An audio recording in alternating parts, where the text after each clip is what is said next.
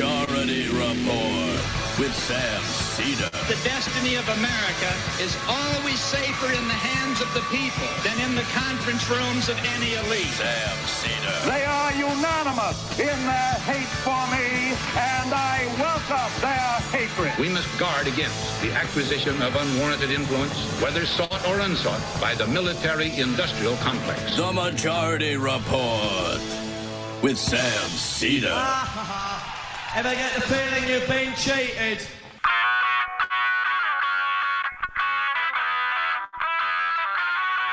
It is Thursday, October 14th, 2021. My name is Emma Vigeland in for Sam Seder, and this is the 5-time award-winning Majority Report.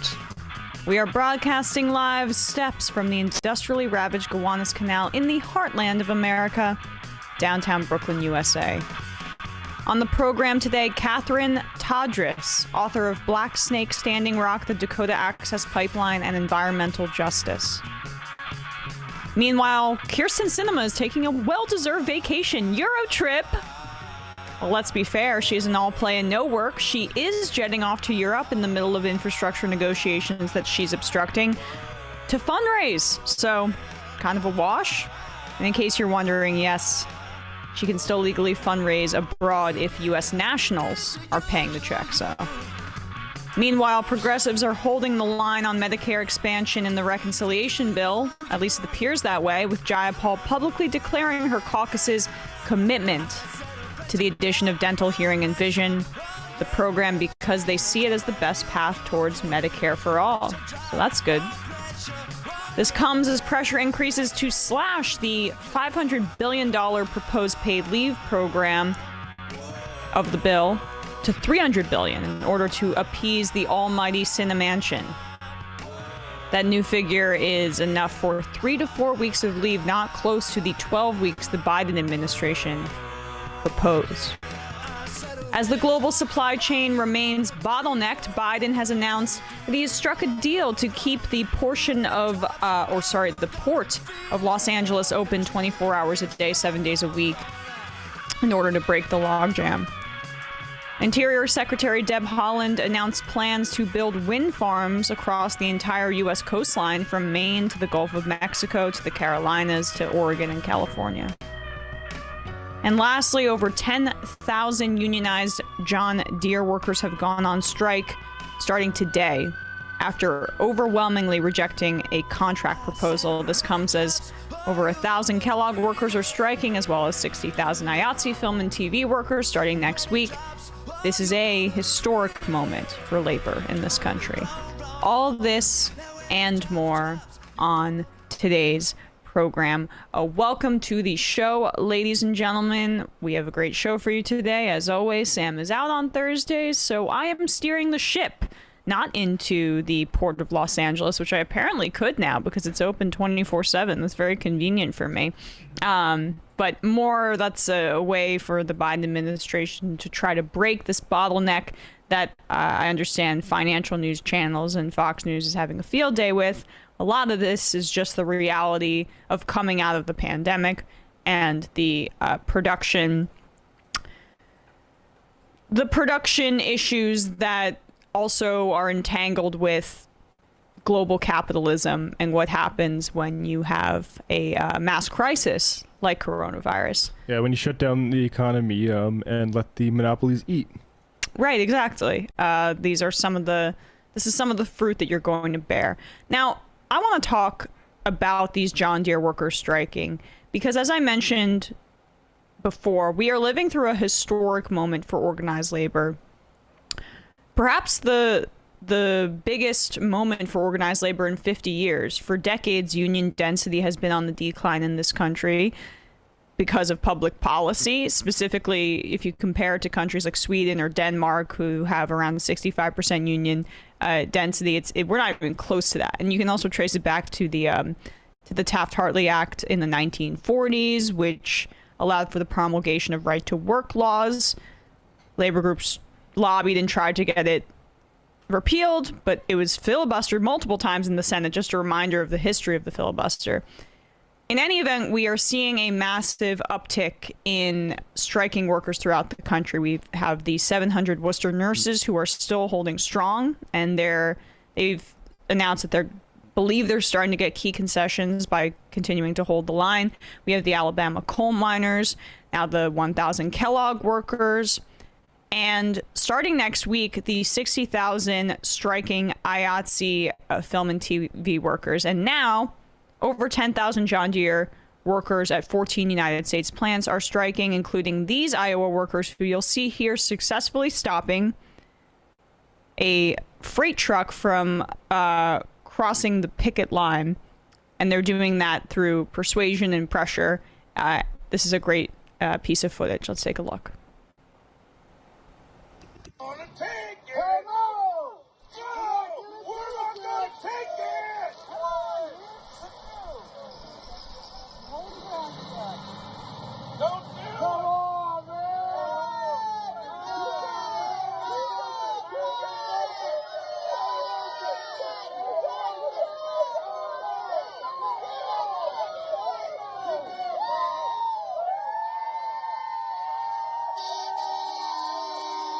Huh.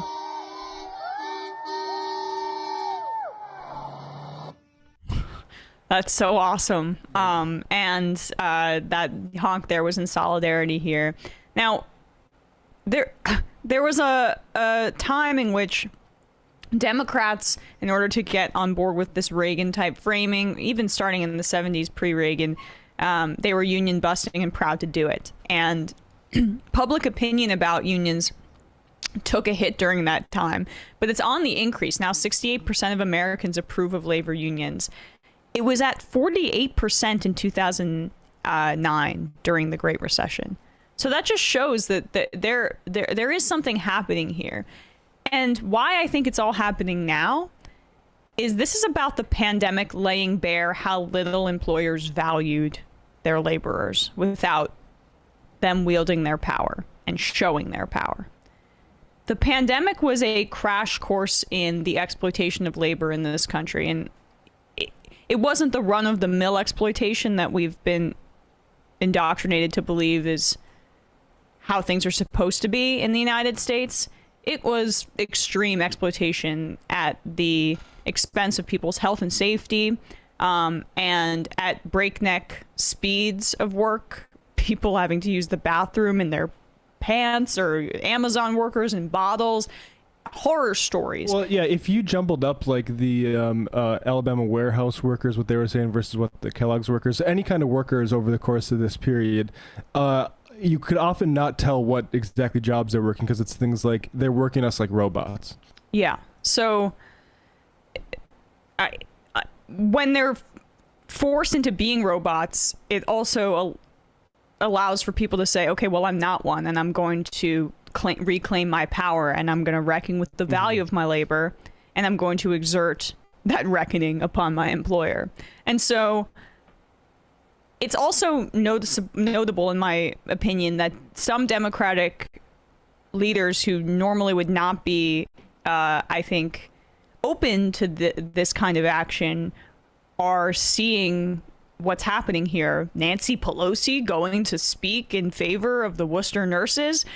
Joe Biden speaking about the Amazon unionization effort, which ended up failing in Bessemer. But still, if political leaders like Biden and Pelosi are taking notice, and you just see the sheer numbers of strikes throughout the country, we've got to know that we're living through this important watershed historic moment. Yeah, I mean, and pay attention. We talked with Maximilian Alvarez on Left Reckoning last night, and like the thing that makes it a real proper strike wave is if these strikes start compounding and reflecting on each other as part of the same sort of movement. And I think that's what I'm more sort of hopeful about. I want to see that happen because there is something going on, and you see the right trying to react to it. You saw like Jack Posobiec and Tucker and the right wing sort of boss protection unit go on the offensive, try to make Southwest airline closures about vax mandates. But you didn't notice those exact same people coming to the pilot union's defense when they were fighting against emergency time off during coronavirus that was forced on them by the executive. So there's definitely something happening here. And if Biden wants to do something, pass the PRO Act. Get rid of the filibuster and pass the PRO Act. Don't uphold the filibuster, which has been put in place, as I mentioned, and has historically upheld right-to-work laws and allowed for states all over the country to adopt them. That's the legacy of the filibuster, and not just the racial history of it. There's history like this in order to preserve capital and crush unions. And at this moment, what you can do, folks, is support your local strike funds and get out there if you're nearby any of these strikes, whatever one they are. Bring a pizza, bring food, go support them, because this is the moment. Like this is as good a chance as we've had in, like Emma said, in a long time, and we need to use it to full advantage. All right, folks, we're going to take a quick break, and when we come back, we will be joined by Katherine Todrys, and we're going to be talking about Standing Rock and DAPL and more. Be right back.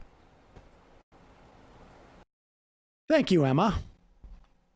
Hey, today's sponsor is BetterHelp Online Counseling. They're giving our audience 10% off their first month when you go to betterhelp.com/Majority Report. BetterHelp gives you access to your own fully licensed and accredited therapist via phone, chat, or video. Now, sure you're aware if you've attempted to go see a therapist, therapists elsewhere have long wait lists. Sometimes it can take you weeks. Sometimes it can take you months before they can see you. But when you sign up with BetterHelp, they match you with a therapist based on your specific needs, and you'll be communicating with them in less than 24 hours. A lot of people found telemedicine to be very helpful, particularly therapy during COVID. And I suspect there's a lot of folks who are just going to stick with that. I found it much more convenient. Obviously, a lot of stress coming out of a pandemic, a lot of stress during a pandemic, a lot of stress when there's not a pandemic. Therapy has been extremely helpful for me. It's always helpful to speak to someone. And once BetterHelp connects you with a therapist, if you find that it's not a good fit, you can switch to a new one at any time for any reason with no additional charge. They have thousands of licensed therapists from all over the country, so they have therapists with specialties that may not even be available in your area. BetterHelp also tends to be more affordable than therapists that you'd find through traditional means. You don't have to have insurance to use BetterHelp. And they have financial aid options for those who qualify. BetterHelp is giving everyone in our audience 10% off your first month when you go to betterhelp.com/Majority Report. That's BetterHelp, H-E-L-P, betterhelp.com/Majority Report. You can find the URL in the description of this video or podcast and check it out.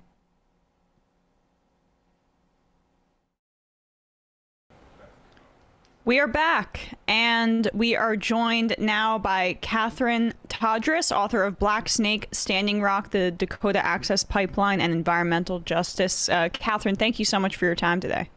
Thank you so much for having me, Emma. It's a pleasure to be here. I'm really looking forward to this conversation. I mentioned this on the show a few times. I was at Standing Rock a few separate times at my previous job, so I have a bit of personal stories about some of the people that you profile here, which is lovely to read, especially about LaDonna Brave Bull Allard and a variety of other great water protectors from that time. So again, really appreciate your book in general. Thank you so much, and would love to hear your stories as well. So, well, first let's talk a little bit about your story personally, because you have a background in human rights law. How did that lead you to wanting to focus on Standing Rock in particular? So my background is actually in health and human rights, and I've worked as a researcher on health and human rights at Human Rights Watch in the past. And I've looked at issues from African prison health in Zambia and Uganda, to migrant health, to police abuses against sex workers. But I really came at this from the angle of looking first at the health impacts of fracking and oil extraction in the Bakken, and the potential health impacts of a spill of this pipeline also. I became very interested years ago on looking at looking at sort of Native nations' human rights struggles against the United States government, because we have this genocide that's really at the heart of our country, and it's something that's not discussed much as a human rights issue. And when the movement at Standing Rock began, I saw it as just one of these crucial human rights movements of our time, but I wanted to understand the stories behind it. I wanted to look at the health and human rights issues in particular behind it, and to be able to share the stories of some of the Indigenous leaders who led this fight. It was really, really humbling, and a great privilege for me. Yeah, and I mean, there's so many, what I think makes Standing Rock unique is there's so many different rights at the core of it. I mean, one, we're talking largely about capitalism as well. We're also talking about environmental justice, climate change. But at the core, what's underlying all of that, even though I think on the surface, those are the issues that come to people's mind first, we're talking about sovereignty and Indigenous rights and genocide, as you say. I guess... talk a little bit about how all of those issues connect within the context of this broadly important historical moment. Yeah. Well, I think, as you say, the fight against the Dakota Access Pipeline has really come down to three sort of crucial rights issues. First of all, you have tribal sovereignty. Now, the pipeline was this mammoth $3.8 billion project that was aiming to carry 570,000 barrels of crude oil from the Bakken oil fields to Illinois, crossing the Missouri River at Lake Oahe, just half a mile from the modern day boundaries of the Standing Rock Sioux reservation, on land that was never ceded by the tribe. It was taken from the tribe. So a spill would be devastating for the cultural sites, for the sacred sites on that land. And it would also be devastating for the water of the Standing Rock Sioux and the 18 million other people who depend on water from the Missouri River. Now, despite the proximity of the pipeline's projected route underneath the Missouri River and the proximity to the reservation, the Standing Rock Sioux tribe and other affected Native nations were never meaningfully consulted on the project, despite the fact that they had opposed it from the beginning back in 2014.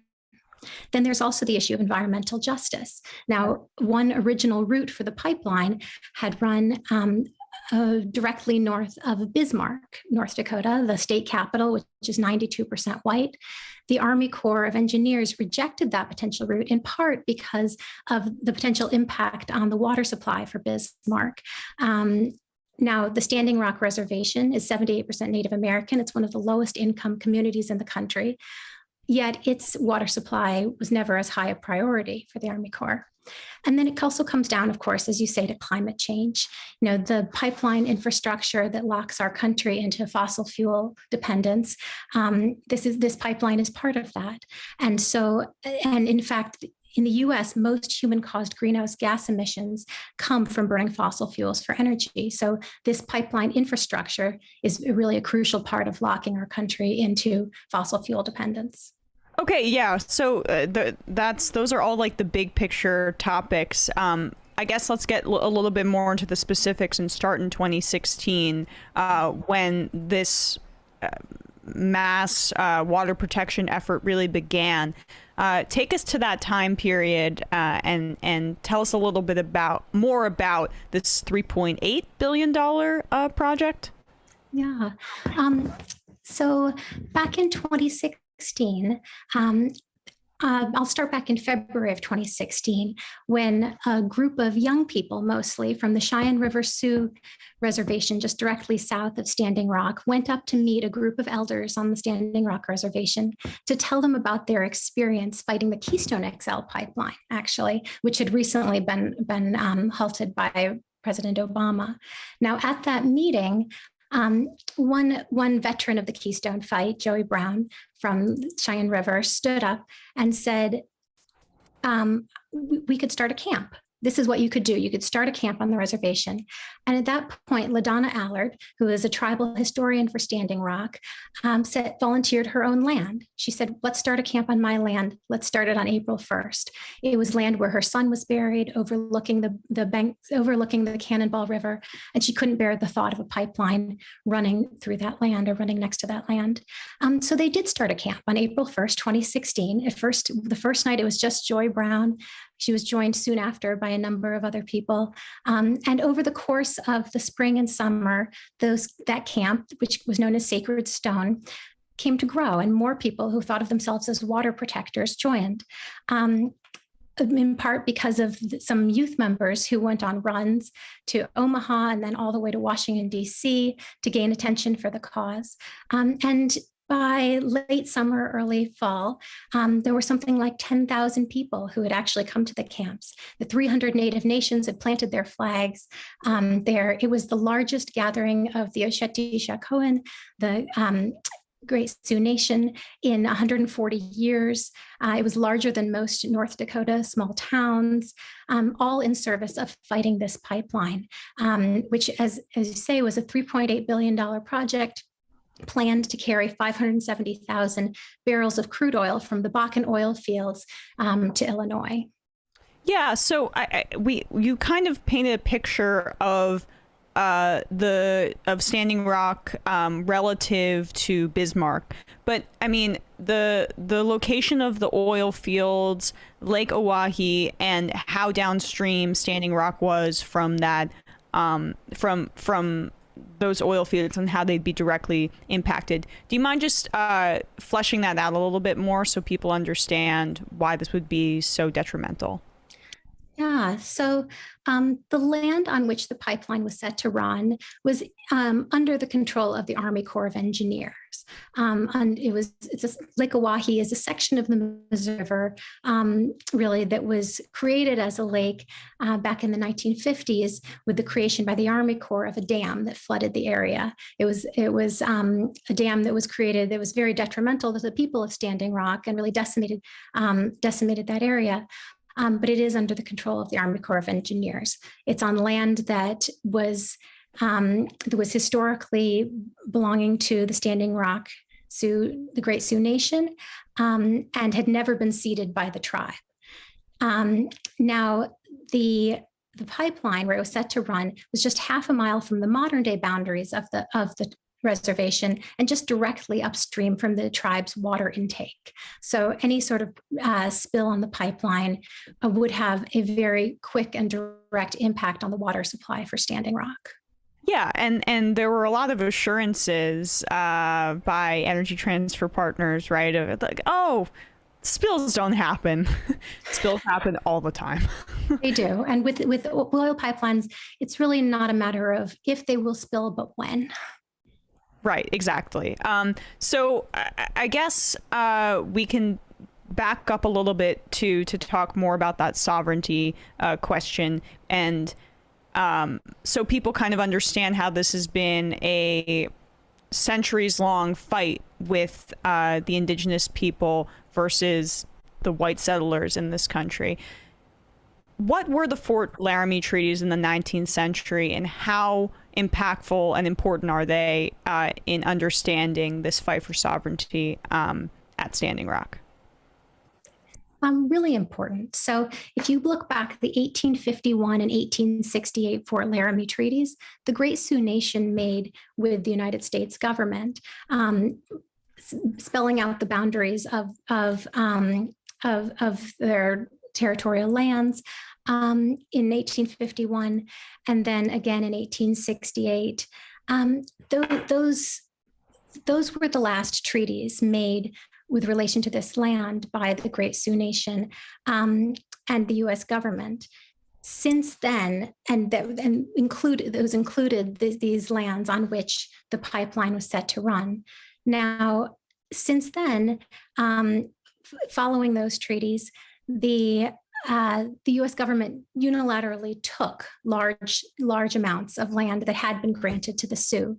And this particular piece of land on which the pipeline was set to run was one that was taken by the Army Corps as part of a project, the Pick-Sloan Act in the 1940s and 50s, that created a series of dams along the Missouri River in order to for flooding control downstream around St. Louis, but it really had a devastating effect on the Native communities, both at Fort Berthold and at Standing Rock, that were impacted by these dams on what originally had been unceded land, guaranteed to the tribe for their for perpetual use in the 1851 and 1868 Fort Laramie treaties. Right. And so that's the context in which you have to view all of these fights today, which is ongoing, the DAPL fight, or the no DAPL fight, I should say, and I want to get into that a little bit. But just the history of broken promises, of course, the history of white supremacy, but the history of broken promises to dovetail with it, even the land that was given to these tribes, once it's convenient, the powers that be renege on those promises so easily. It's unbelievable. Yeah, and the United States government's history is one of shameful misdealing and whittling down the amount of land, even that had been agreed upon by treaty to the Native nations. Right. So I guess we can go back then to 2016, and when these protests were at their height, as you mentioned, I think around 10,000 people at one point were stationed there. People may not remember that there was a temporary victory for these water protectors after this long fight, and then somebody named Donald Trump came along. And cynically, you could say that the victory, Obama's decision in this area, happened at a time when it was like, okay, maybe if you did this a little bit earlier, we wouldn't be in this position. But just take us to that moment in history, if you could. Yeah, so as I said, the camps were growing. It was growing to be a huge number of peaceful water protectors who were gathering together in this fight in the spring and early fall. Now, beginning around Labor Day weekend, September 3rd, 2016, we saw a change in the tactics of the pipeline company. They sicked dogs with private security officers on unarmed water protectors who were protecting sacred sites. Dogs that bit them, became bloody, maced them. And then following that incident, you saw both law enforcement officers using non-lethal force, they said, but consisted of water cannons in freezing temperatures, tear gas, rubber bullets.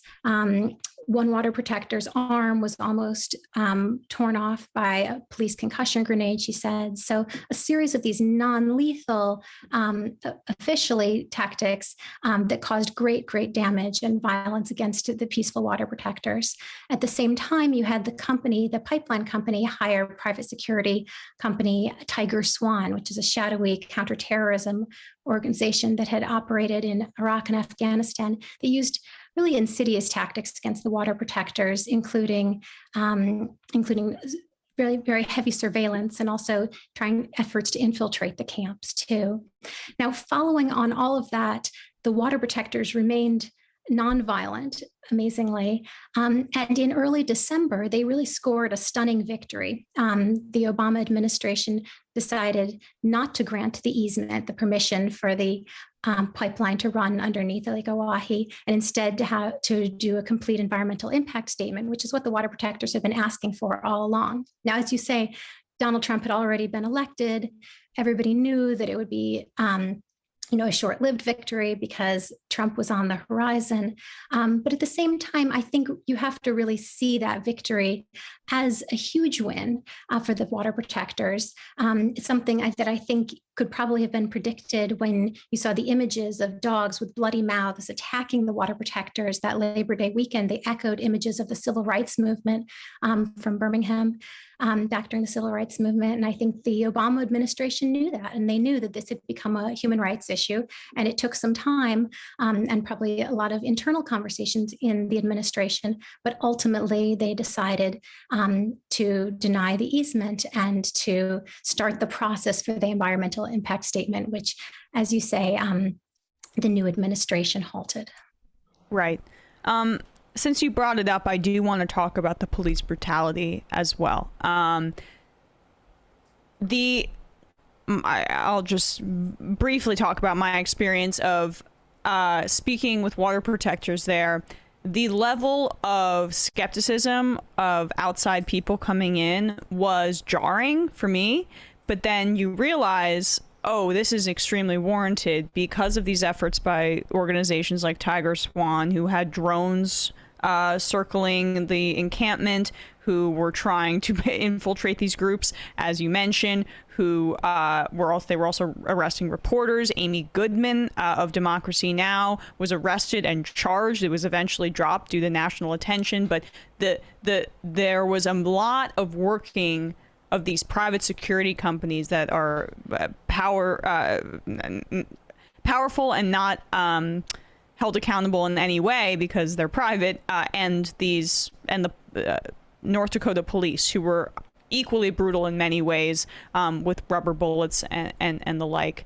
So I guess when speaking to a lot of these Indigenous activists and water protectors, what was what you took away? What did you take away from those conversations about the police brutality that they experienced? I think there was a lot of trauma as a result of that.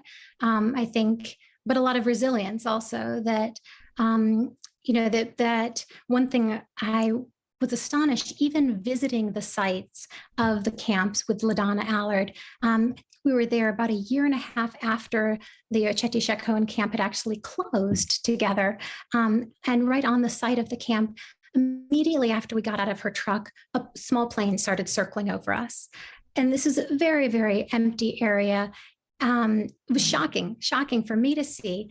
I've been subjected to surveillance in other contexts as a human rights lawyer, but this was a really astonishing, long after the camps had closed. And she just said, this is a DAPL plane. She had been subjected to so much surveillance over the previous several years of her life as a result of her involvement and leadership in this movement, that she took it in stride. So I think certainly a lot of resilience in the face of this sort of astonishing level of surveillance. But I think as I dove more deeply into some of the documents exposed by the Intercept that really detailed the involvement of Tiger Swan, it was astonishing for me, and a great vindication of all of the stories of the water protectors that I'd been hearing about suspicion of other people in the camps, of listening devices that they had been subjected to, of concern about infiltrators. I think that those stories were really borne out. And I think that a combination of sort of trauma and resilience was definitely what I heard from people. I mean, there's a story about Red Fawn Phallus, I think her last name is, having a gun planted on her, and she spent over 50 months in prison. Yeah. There are countless, there are a variety of extreme stories of people spending time, water protectors, behind bars for dubious claims that were ginned up. Yeah, the gun planted on her by an informant who she fell in love with, basically was having a relationship with. Yeah, and I think that Tiger Swan actually targeted Native American people to use as potential informants, sometimes people who had pending cases against them or maybe had mental health issues, but they used people so that it wasn't easy to distinguish in the camps between the infiltrators and those who weren't. I heard stories from some water protectors. They would look at people's boots when they first came up to them at camp to say, if they had dirty boots, it showed they'd been working at camp. The infiltrators always had clean boots, but because they were just there to watch. But yeah, you hear hear very disturbing stories about people whose lives were significantly affected, either by legal charges, and over 800 people were ultimately arrested as water protectors as part of the camps. Some of them served significant time in prison, and others who suffered trauma in other ways, either through being physically injured, or from losing trust. So certainly a wide range of effects, and very damaging ones. So I want to bring up the motif of the black snake here, because we've gone some period of time going into your book and haven't really mentioned the title. This is a motif that has a lot of salience, and it's throughout Native American lore and stories, the black snake. How did that come into play in the way that you viewed and did your reporting and writing on the pipeline here, and why was that significant for you? Yeah, so, I came to it because I heard from a number of water protectors I interviewed that they felt that they were living in a time of prophecy. And a few prophecies at play here. First, the black snake, as you mentioned. There was an old Lakota prophecy that a black snake would slither under to tribal land and devour the earth. There was another prophecy, a 19th century Lakota prophecy, that said that the seventh generation would rise up. And so I remember talking, I think, particularly to LaDonna about this, that she would hear these stories as a child growing up around the kitchen table from her grandmother.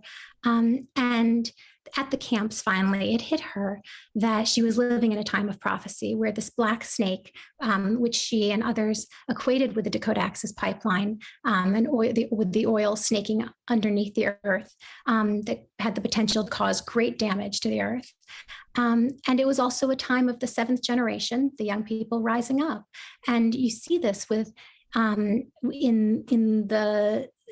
the development of the camps, young people being really instrumental.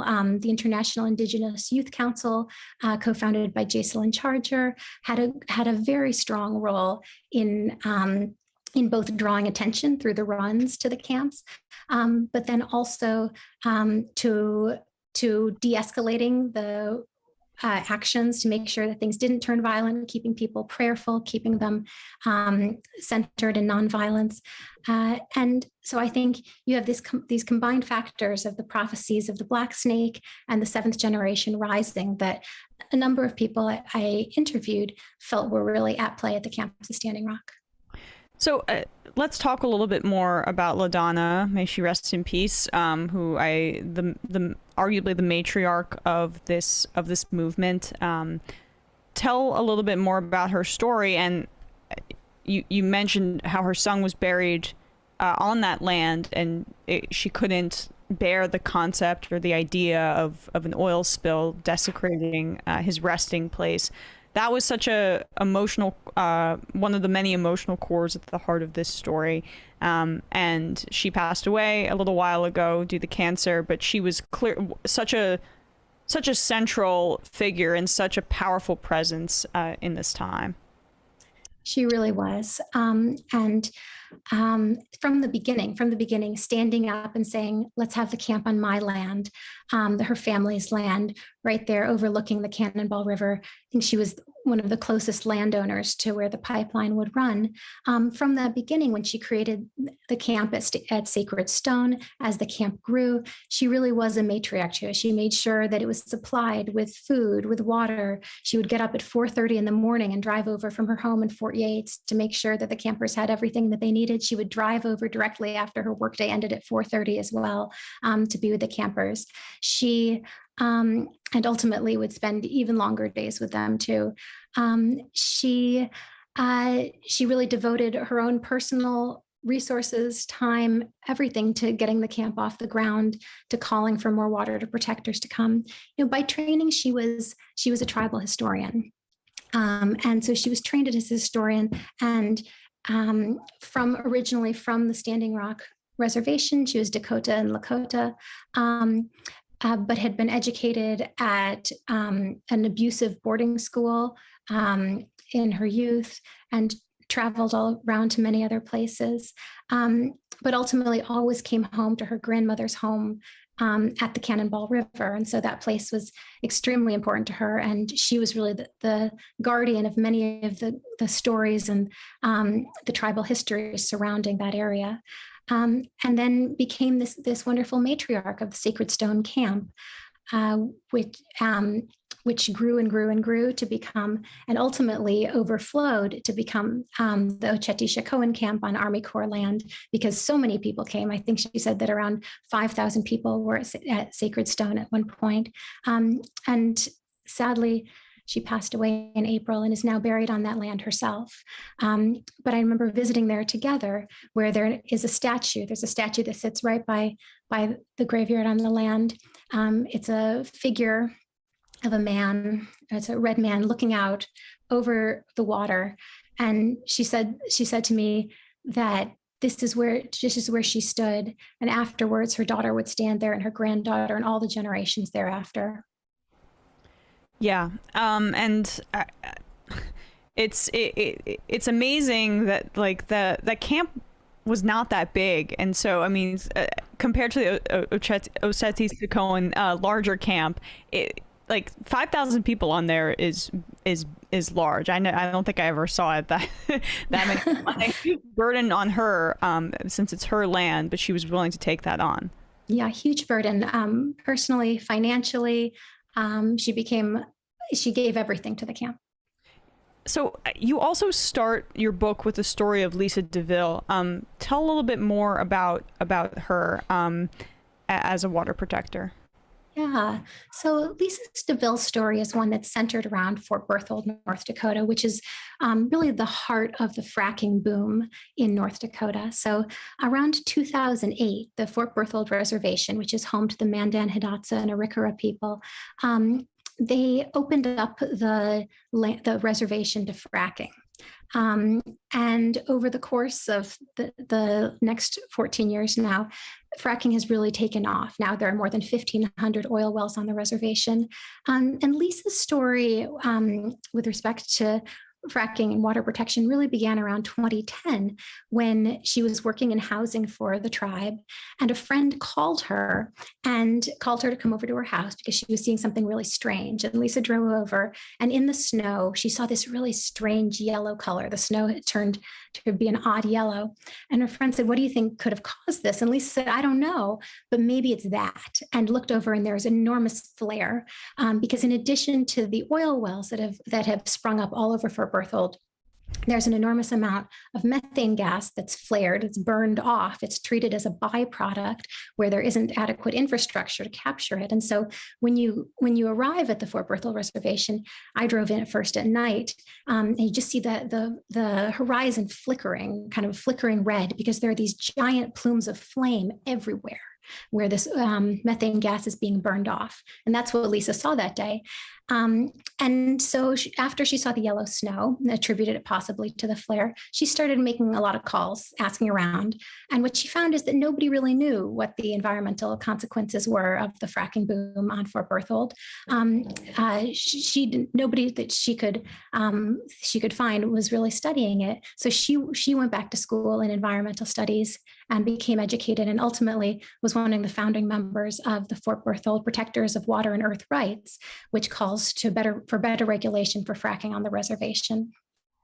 Yeah, I mean, we haven't even gotten into the fracking impacts, right? And that's a separate conversation, but an equally important one when we're talking about the environmental impacts of oil and gas and energy on North Dakota and on the tribes specifically. I guess I want to now turn to more of the present day, because I think a lot of people are unaware that the fight is continuing. What's going on with this lawsuit right now? Because its parent company seems to be pushing to get more oil through that pipeline. They want to increase DAPL's capacity, which seems like a phenomenal idea given the fact that there already have been spills and issues. Yeah, even before the pipeline went into service on June 1st, 2017, the pipeline had spilled a number of times. Yeah, exactly. So back in 2016, the Standing Rock Sioux tribe and their attorneys at Earth Justice sued the Army Corps. And there have been, since for the last 5 years now, there have been ongoing lawsuits related to the pipeline's operation, and they have seen some really stunning victories. In fact, in 2020, a federal judge declared the permit invalid. As the Army Corps conducts a full environmental impact study. And so right now, DAPL is actually operating without a permit and has been for the last year while that environmental review is underway.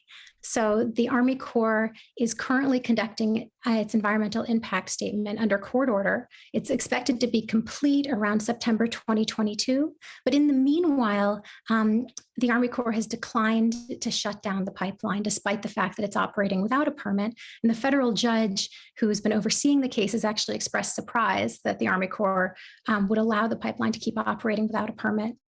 Now, they say that environmental impact statement is expected in September of 2022. However, the tribe actually just last month criticized the environmental impact statement process as biased because of the firm that had been contracted to produce it, and also because they say that the draft environmental impact statement ignores all the concerns of the tribe.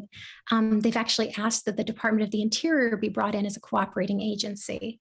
So that's the status of the environmental impact statement. But meanwhile, oil continues to flow through the pipeline. It has since June 1st of 2017. As you say, Energy Transfer has actually been expanding the capacity so that it would be able to contain over 1 million barrels of oil per day. And the Army Corps says that it's evaluating the expansion as part of its ongoing environmental study. But just this summer, the Pipeline and Hazardous Material Safety Administration, a federal agency, fined Energy Transfer $93,000 and issued the company a notice of probable safety violations. So despite that, the oil continues to flow, though it is currently under review, and there have been really notable success in the lawsuit leading to this moment. So part of the Army Corps of Engineers decision has to be, okay, the spigot's been opened and we don't want to stop this flow of oil since now this is a reliable source of funds. And I'd imagine also the Biden administration, who is not doing anything to publicly pressure this situation, they're obsessed with inflation, oil price, inflation, gas prices. That seems to be the only thing they're worried about. They're worried about supply chain right now. It doesn't seem like they're prioritizing stopping oil flow from DAPL. No, I would agree. And currently, even with the original capacity for the pipeline, it is about 40% of the Bakken's oil capacity is flowing through the pipeline. And so I would assume that they're hesitant to stop that. However, I'm sure there are a lot of conversations going on behind the scenes in the administration. You have Deb Haaland at the Department of the Interior, who actually came to join the water protectors during the camps at Standing Rock. And even if you look back to 2016, to see the conversations that were happening during the Obama administration, you saw a lot of conversations between the Army Corps and the Department of the Interior, with the solicitor, the attorney for the Department of the Interior, a Native American woman named Hillary Tompkins, writing a really crucial opinion, a legal opinion, laying the groundwork for the environmental impact statement. So I know that there are probably a lot of conversations happening behind the scenes in the Biden administration, and particularly when you see that the tribe is asking for the Interior Department to be brought in as a cooperating agency in the EIS. That's just a little window probably into the conversations that are happening behind the scenes. Could Biden not direct Deb Haaland as the Interior Secretary to have a more active involvement in this? I mean, I'd imagine if she had her way, she'd probably, given the fact that she stood with the water protectors, want to put a stop to this, but Biden give her the directive. Yeah, I think that's probably a complicated interplay between the Army Corps and the Interior at this point, and I think we'll see. We'll see what happens. I know that in 2016 as well, there was sort of a complicated interplay between those two agencies, and in fact, you see emails from the White House to the Army Corps saying, "We're leaving the decision to you. We want the record to be clear. We're leaving the decision to you." But in fact, at the Interior Department, there was this legal opinion, and there were these conversations happening. I think time will tell. I would assume that Deb Haaland would be eager to be more involved, and I'm sure behind the scenes there are conversations going on.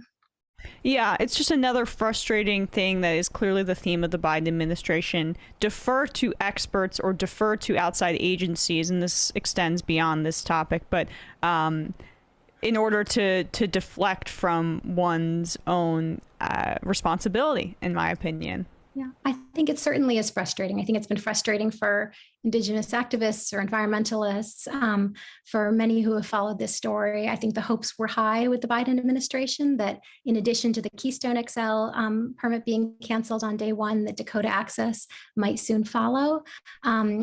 However, it's been a harder push. So I do know that certainly the activists who have been fighting the pipeline for these last 5 years are not going to be letting up anytime soon.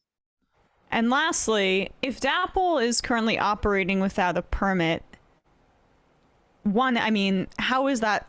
You've already said how that's possible, but legally it blows my mind.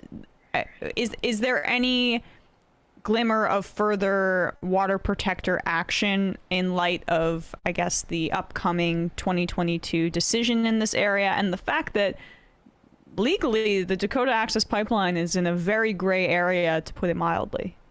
It certainly is in a gray area, but with the Army Corps declining to halt, the Army Corps could halt the pipeline, certainly pending the environmental impact statement, and they have declined to do so. In terms of future water protector actions, I think probably there are actions taking place on a number of fronts. I know even just this week, a number of the water protectors who were involved in the Dakota Access Pipeline fight have been in Washington, D.C. With the People versus Fossil Fuels movement.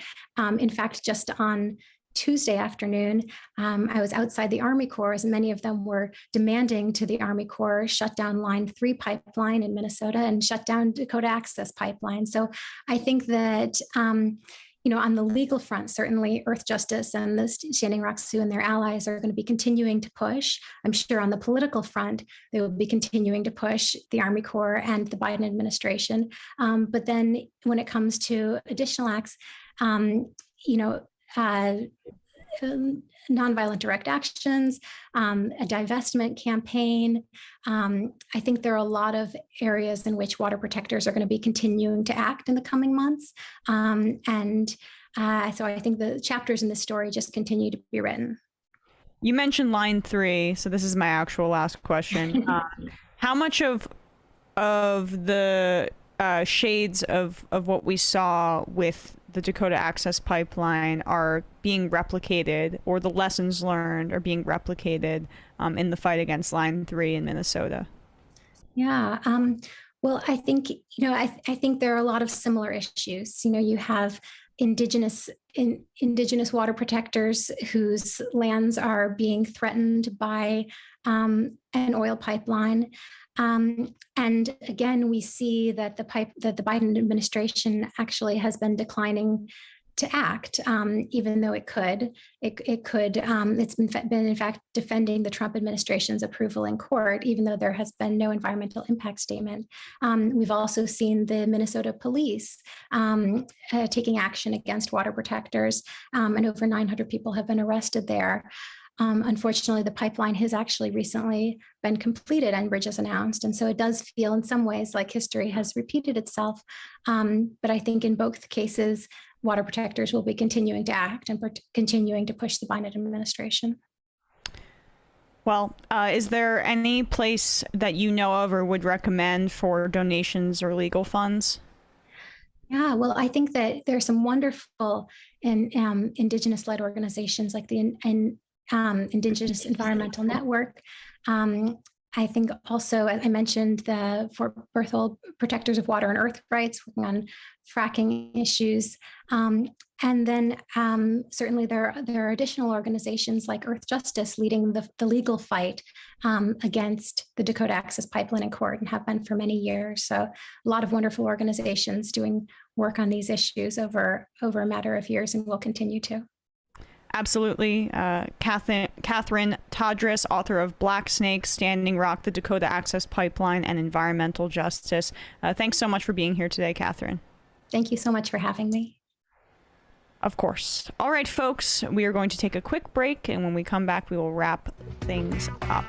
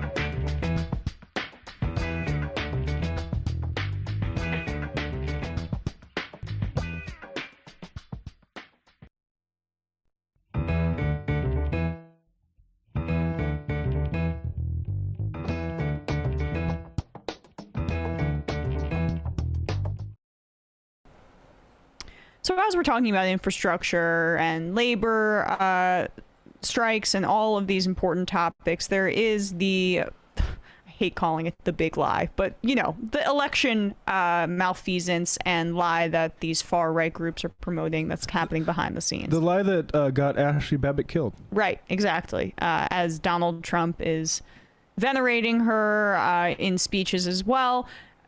You have Kimberly Guilfoyle going on Real American News or whatever the hell, saying that there needs to be audits in 50 states. And another figure who's pushing this is Steve Bannon, of course. He was at a rally promoting Virginia gubernatorial candidate Glenn Youngkin. And here he kind of gives away the game for what they're really trying to do here. That's why 3 November is so important. Number one, it has put the legitimacy of this regime in question to independence, right? They're sitting there going, you know, something's not right. I think you're correct, right? Number one, that. Number two is to make sure that we get a fair accounting of what exactly happened. We can't go forward without it. Number three is to make sure they can't cheat us again. Number four is return Donald J. Trump to his rightful ownership of this presidency. Yeah, Bannon knows that's not going to happen, but the first part is what's instructive there. They want to make this presidency seem illegitimate. They want to actively do that. They want to convince independents now because they've pretty much convinced a great majority of Republicans at this point. This is the party. Yeah, the election sort of coup is what's for Biden, what being black was for Obama. Yeah, and just so you know, Steve Bannon has always had a pro-fascism that is not confined to the United States. It's international. He wants this to be replicated throughout the globe. As we mentioned, we're seeing parts of this in Brazil. The son of Jair Bolsonaro wearing Project Veritas shirts. I mean, they staged a giant sort of Jan 6 style type thing in front of the Supreme Court recently that didn't go anywhere, but thankfully. Yes. Bannon has also been close with Viktor Orban. He is trying to take this international, and Bannon has been able throughout his career to identify some of these trends as well. He was a big part of turning Gamergate into the angry white young male base online that catapulted Donald Trump to the presidency in part.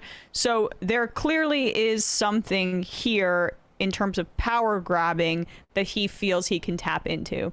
I think that he's right.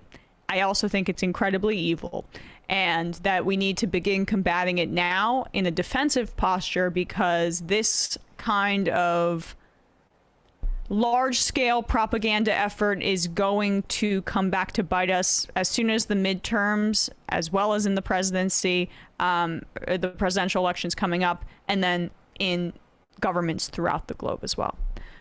All right, folks, that's all for us today. For our Peacock viewers, we will say goodbye and see you tomorrow. And if you're sticking around, we are gonna head into the fun half, 646-257-3920. But first, tell us all about what's happening on Left Reckoning, Matt. Yeah, people will be interested in the discussion we had with Max Alvarez, golden-voiced Max Alvarez of the Working People podcast, talk about the Great Resignation, all the people resigning, what it means for labor, and is it a labor's market, and is that why everyone's sort of freaking out right now?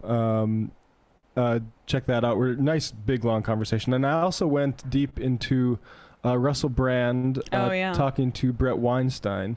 He talked to him about capitalism, and I think, in a way, I think was revealing of some sort of hidden allegiances Brett has towards capitalism, despite his constant saying markets are bad. Don't you mean, isn't he a progressive? Well, no, he's not. He's a Joe Rogan progressive. We'll get to that in a bit.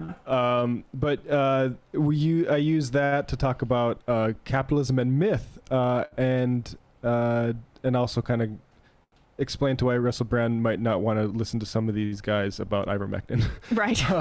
So check that out, patreon.com/leftreckoning to get the post game. But go subscribe to the YouTube page where we're closing in on something like 17 or 18,000 nice subscribers. That's great. Go to the Left Reckoning YouTube. Do we have Brandon? We do have them both here. And Matt? Wonderful. There we go. Here they come. Matt Binder, I see you've connected to the audio. Hello. Except now we can't hear you. Yeah, you're connected to the audio, but it's not registering your input. Yes. There we go. Hello, Emma, Matt, and everybody else at the Majority Report. How are you doing today? We are doing well. What is happening over on Doomed? On Doomed, well, we had a show on Tuesday because I had to make up for the previous week because I was feeling ill and had to cancel, but it's been made up for. So Tuesday we did an episode on the Facebook algorithm. You should definitely go check that out at youtube.com/MattBinder. Or for the podcast version, doomedcast.com.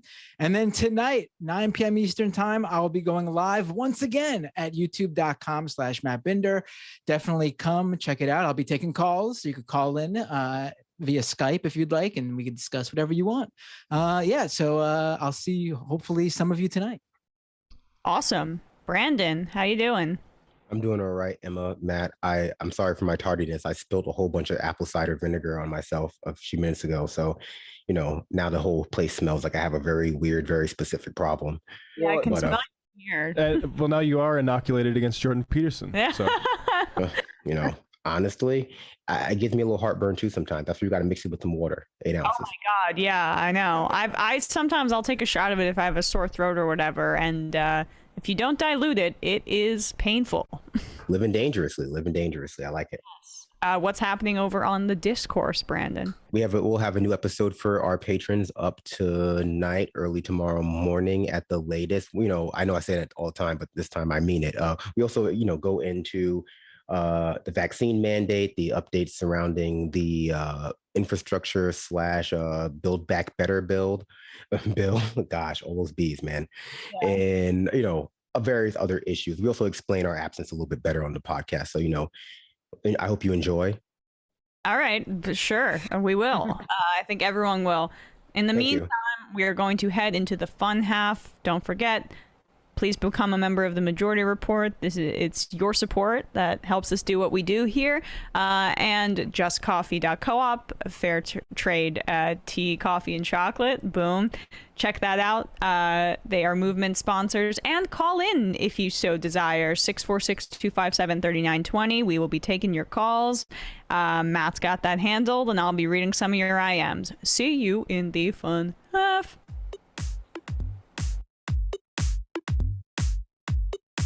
Left is best. Jamie and I may have a disagreement. Yeah, you can't just say whatever you want about people just because you're rich. I have an absolute right to mock them on YouTube. He's up there buggy whipping like he's the boss. I am not your employer. You know, I'm tired of the negativity. I'm sorry, I didn't mean to upset you. You're nervous? You're a little bit upset? You're riled up? Yeah, maybe you should rethink your defense of that, you fucking idiots. We're just going to get rid of you. All right. But dude, you want to smoke this joint? Yes. Do you feel like you are a dinosaur? Some good shit. Exactly. I'm happy now. It's a win-win. It's a win-win-win. Oh, hell yeah. Now listen to me. 2, 3, 4, 5 times. 847-906-501-457. 2, 38, 56, 27. 1/2. 5 eighths. 3.9 billion. Wow. He's the ultimate math nerd. Don't you see? Why don't you get a real job instead of spewing vitriol and hatred, you left-wing Limbaugh? Everybody's taking their dumb juice today. Come on, Sammy. Dance, dance, dance. Ooh.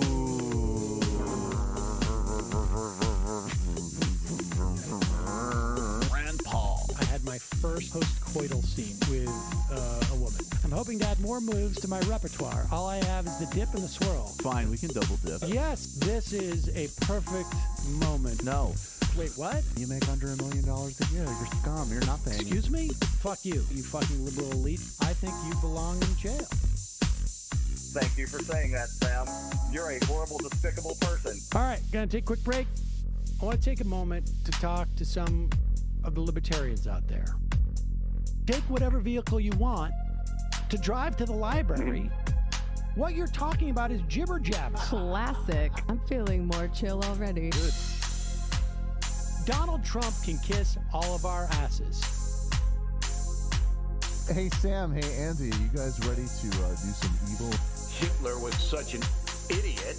That guy might be a Nazi. Agree. No. Death to America. Do. Yes. Wow. Wow, that's weird. No way! Unbelievable. This guy's got a really good hook. Throw our hands up. Ooh. Wow. But Sam, I gotta get off. No worries. Let's. I want to just flesh this out a little bit. I mean, look, it's a free speech issue. If you don't like me... Hey, shut up! Thank you for calling into the Majority Report. Sam will be with you shortly.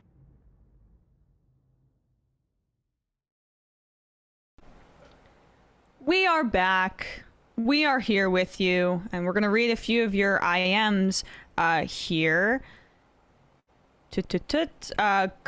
Como Possum. Interesting point on the use of the word robot. It was introduced to English via a Czech science fiction work in the late 19th and early 20th century and comes from the Slavic, I can't pronounce that, which means work/worker, which I didn't even realize. Did you know that, Matt? I'd heard that, yep. Fierce deity. Amy Goodman being arrested while supporting a ragtag band of people fighting against moneyed private actors sure sounds like the actions of a pirate to me. Nito Davido. Hey, MR crew, if Democrats lose the House in 2020, what's to stop Republicans from suppressing the vote so much that it's nearly impossible to win? I feel like we're heading into likely decades of Republicans dominating politics. I think you're right. That's why you need to abolish the filibuster, but Biden's not doing that, so... I don't know. I think the alternative dystopia is that that it's gerrymandered just enough to keep basically this back and forth game alive between the Democrats and Republicans and not have either party dominate. So I don't know. I think that could also be really bad and not leave a lot of opportunity for progress. It's always snowy in Ottawa. Did you see that article that Katie Couric downplayed RBG's Kaepernick kneeling comments to protect her reputation? I know that at the time Public's statement was also still trash, but it highlights that corporate media is in bed with power. Reminds me of when Maggie Haberman had an interview with Pelosi within a month of her and Schumer being the guests of honor at a party at her D.C. home. Not to be overly contrarian, but it's really depressing to think about how much of this spokespersonry happens that we don't find out about. 100% agree. You just have to have a nose for these kinds of things. And I will say this about the hagiography surrounding Ruth Bader Ginsburg. judges are ivory tower assholes, and I think white feminism that dominates the way that I think that she's perceived is a part of why people are surprised that she had this racist view about Kaepernick, right?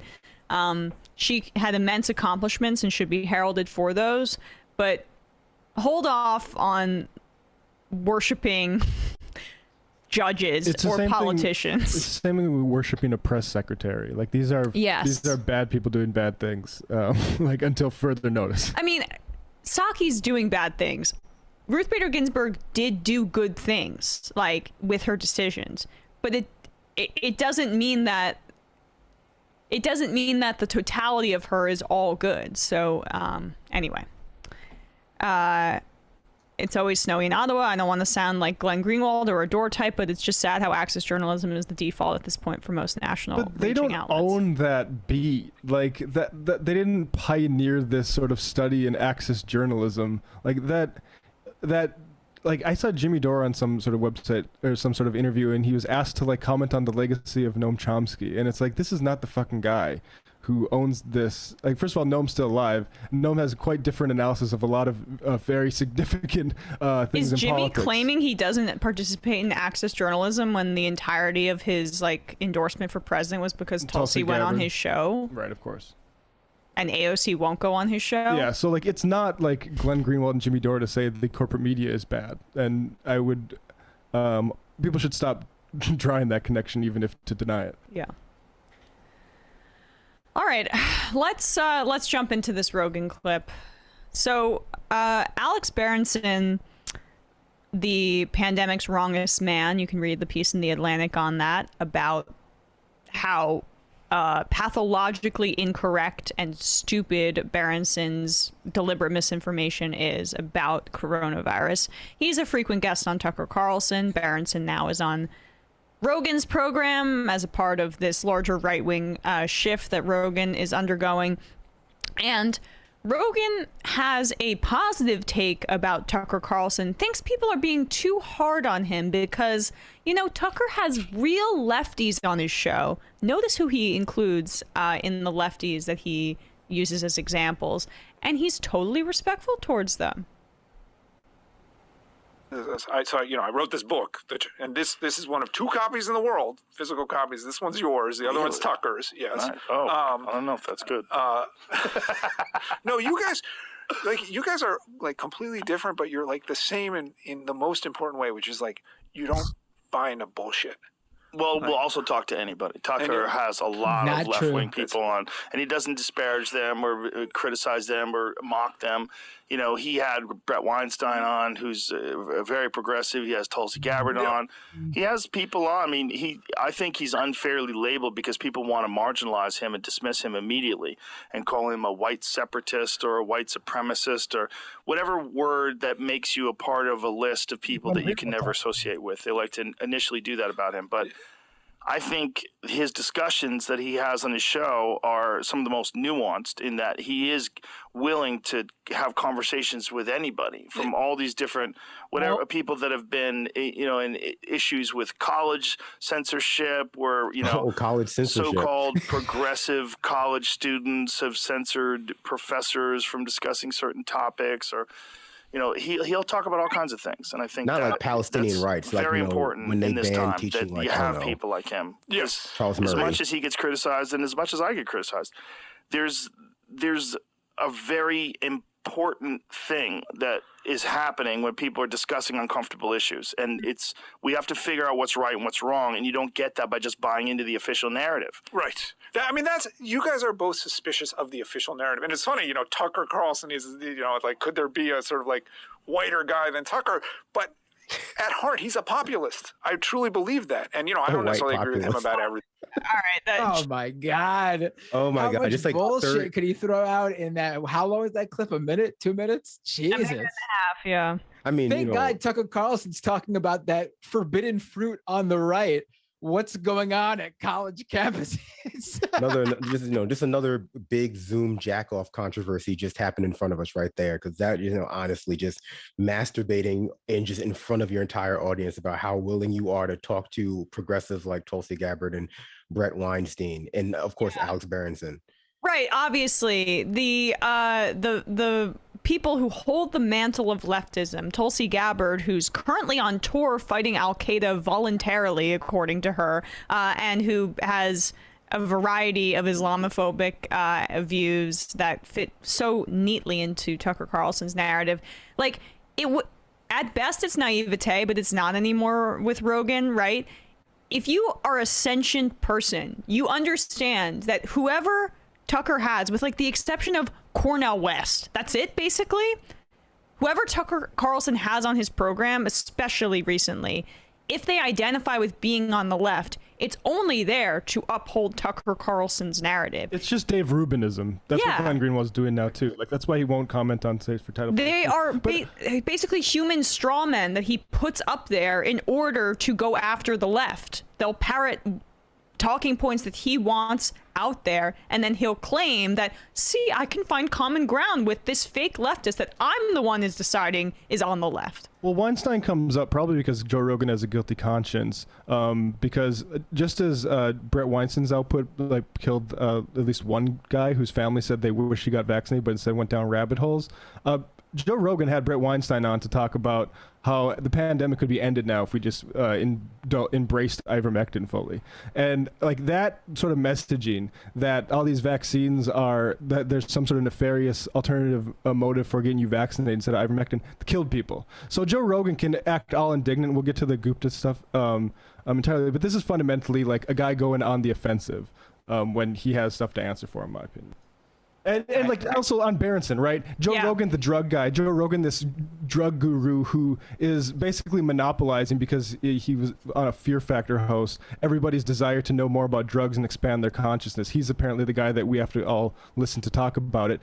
Asked Alex Berenson about his book. What is it called? Tell Your Children the Truth About Marijuana, Mental Illness, and Violence. Yeah, it's weird. It's weird how that isn't at the core of this interview here with Joe Rogan. Came out all the way in 2019, but that just doesn't come up. And to be fair, I watched the full interview, so I don't know that, but I'm going to make a bet that it wasn't really the crux of the conversation. I'd be shocked if it came up at all. If it came up, someone link me. Yeah. The conversations are kept very light and polite. It's all just based on what's being said in that exact moment. And that's what makes it such a, I don't think dangerous conversation, because I would differentiate between Tucker Carlson and Joe Rogan in the sense that Joe Rogan just seems like your run-of-the-mill average reactionary American type, which is why, I think that kind of, I would say college age, or, early 20s to late 30s, guy who still finds like karate real cool and projects onto him, like he's like their older brother who did karate when they were in like middle school, but he was in high school and he smoked a little bit. And the problem with Joe Rogan is that his intellectual curiosity sort of begins and ends there, whatever's being said to him in person, and then like once it's out of his purview, or he doesn't look into it, it's not really his fault for like what is being said to him.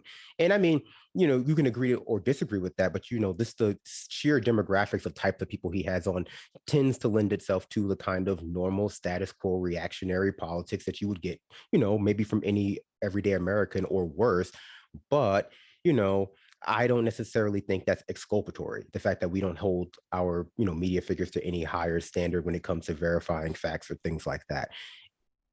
Yeah, I mean, also, go ahead, Matt. I just want to say it's a big Rogan seems to be a bigger problem for me and people in my life that don't want to get vaccinated or are hesitant to, or trying to find answers not to. It's always like reproducing shit that quacks it on Joe Rogan. Yeah. That's why I think it makes him more dangerous, because he's allowed to project himself as being outside of this mainstream, like, bullshit taking media, when in reality, he's just not, right? He's allowed to present his ideas as dangerous when they are dangerous, but not because they're radical or transgressive in a way that is any more radical and transgressive than old style, like run of the mill, implicit bias in our society, which they don't believe exists. But that's why you just get them reinventing that wheel and thinking that, oh, you know, a lot of people just don't want to say that it's weird that people are gay. Like, but they, you know, that's just not, that's a really transgressive view, like talking about college campuses. Like, no, it's, you know, it's the same kind of jokes they were making on sitcoms 30 years ago that people kind of got tired of. Awaken Joe says when Berenson went on Rogan's show to hawk his anti-weed book, Joe was actually extremely critical. Amazing that he went from that to just buying his bullshit wholesale. So I guess that why was even some have years him ago. on though? Yeah. Well, what? Because he wants to push COVID misinformation. Well, no, yes, that's it. Yeah. No. I mean, no. it's That's not my question. My question is, why have him on for the weed book? Because it's because he's plugged into basically a reactionary guest list that plugs completely, like, puts people on his show. So it doesn't matter. Like, all this talk about what's in Joe Rogan's heart or not, he's a tool for reactionary propagandists. Whether he's like wants to be that or not, it's just what he is. He's doing Tucker's talking point about white nationalism right there.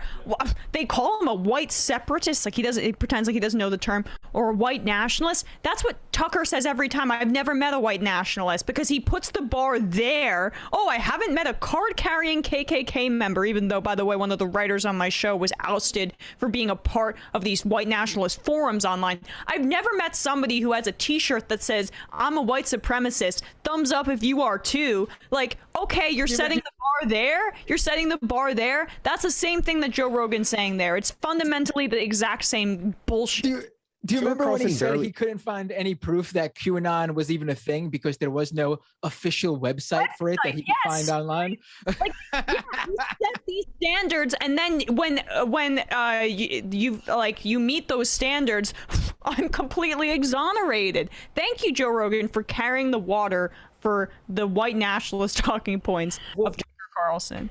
I mean, because none of them like have ever actually looked into what white nationalism is outside of the very kind of lazy popular culture, shallow version of it that is typified by like the neo-Nazis with swastika tattoos on their tongues, or, you know, American History X style stuff, or like the literal Ku Klux Klan, which is positioned as a thing that exists like in the South in the past that doesn't exist now. Like the nuances of like white nationalism, of racism, of neo-Nazism versus Nazism is just not things people are taught, and they've been allowed to filter back into our mainstream media for a variety of reasons. And people who can't identify them feel very comfortable absolving themselves of spreading, you know, talking points or like having these people on up until they lose that plausible deniability, when it's in reality, it's just, they don't know anything about it. They just think they've been taught something that they don't necessarily actually have any toolkit for, which is how to identify when somebody is trying to spread bigotry through coded language on your show. Like they just rely on like, well, I'm a smart guy, you know, so I guess I'll just figure it out. Yeah. And then also, we mentioned the will. We mentioned how, you know, Tucker Carlson obviously doesn't talk to anybody, like and have everyone on for discussion, like Rogan was saying when he was comparing himself with Tucker in that way. But I also want to be very specific here that Rogan doesn't do that either. Yes. Like Rogan, sure, has had maybe a few more people who you can say are progressive or leftist. Maybe he has like one or two on a year where it's every other week he has some new right-wing pundit or some rando who was canceled out of college on his show to start their own new right-wing grift. But Rogan does not talk to anybody. I mean, case in point, remember when Sam did the thing where he with Ethan from H3 with Crowder, and then Tim Pool for some bizarre reason went on this like almost crying rant about how, you know, Sam Seder ruined it, and he talked about how Sam, he knows for a fact Sam is banned from certain shows. I'm sorry, he didn't say what shows, but I'm pretty sure I know what show Tim Pool was talking about. It's Rogan, because why else? What else would be the surprise? What else would be the surprise? Oh, Ben Shapiro won't have Sam Seder on him? That wouldn't be a surprise. We already know Crowder didn't want to talk to Sam. Who else could Tim Pool possibly been talking about? It's Rogan. Rogan won't have Sam Seder on his show, even though Rogan does talk about Sam whenever Sam is involved in something that Rogan needs to talk about, whether it's like his bullying of Dave Rubin or whatever. He'll talk about him, but he won't talk to him. Yeah. Also, that. I just want to say real quick, I also don't give him credit for having Bernie on. Like when Bernie's running for president, it would have looked bad if he didn't. And same thing with Cornel West, given that moment. But yes, Binder's exactly right. And another person he wouldn't have on, because like whatever, let's say like he has some weird history with Sam or whatever. Like let's just let's put Sam out of the.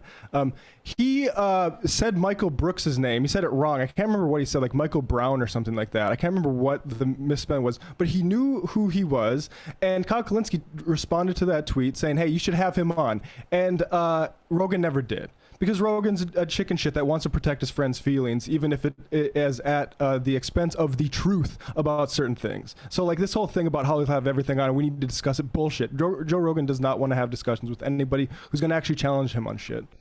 Well, I mean, also, like, he didn't invent the argument that, well, what justifies my overarching themes of my positions, you know, as a person or institution is by the theoretical diversity of the people I include grift. It's like, you'll hear the exact same thing from the Democrats. You'll hear the exact same thing from New York Times op-ed section writers, that, like, just this theoretical plurality that exists of, like, well, yeah, you know, it may be 10 articles for, you know, 10 reactionary articles to one like socialist writing here, but we still have this like diverse pool. It's, you know, it's a grift, you know, it's honestly, it's so you don't like try to draw, or rather so that they feel like you can't draw any broad conclusions or strokes about their ideology, even though they wear it on their sleeve.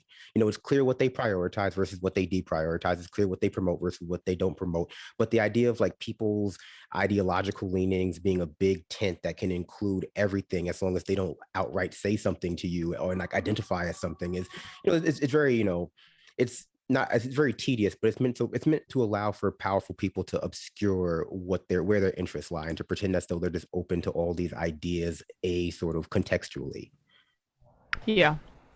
I also think like the meta conversation about how like Posobiec and all these people tried to make the Southwest Airlines thing about anti-vax stuff is very interesting given this moment. Like they have to talk about something. So Joe Rogan's, it's all about this free speech issue and like that this is the big issue, and never really commenting on like, oh, we're having a massive strike wave, because fundamentally these people are for the bosses.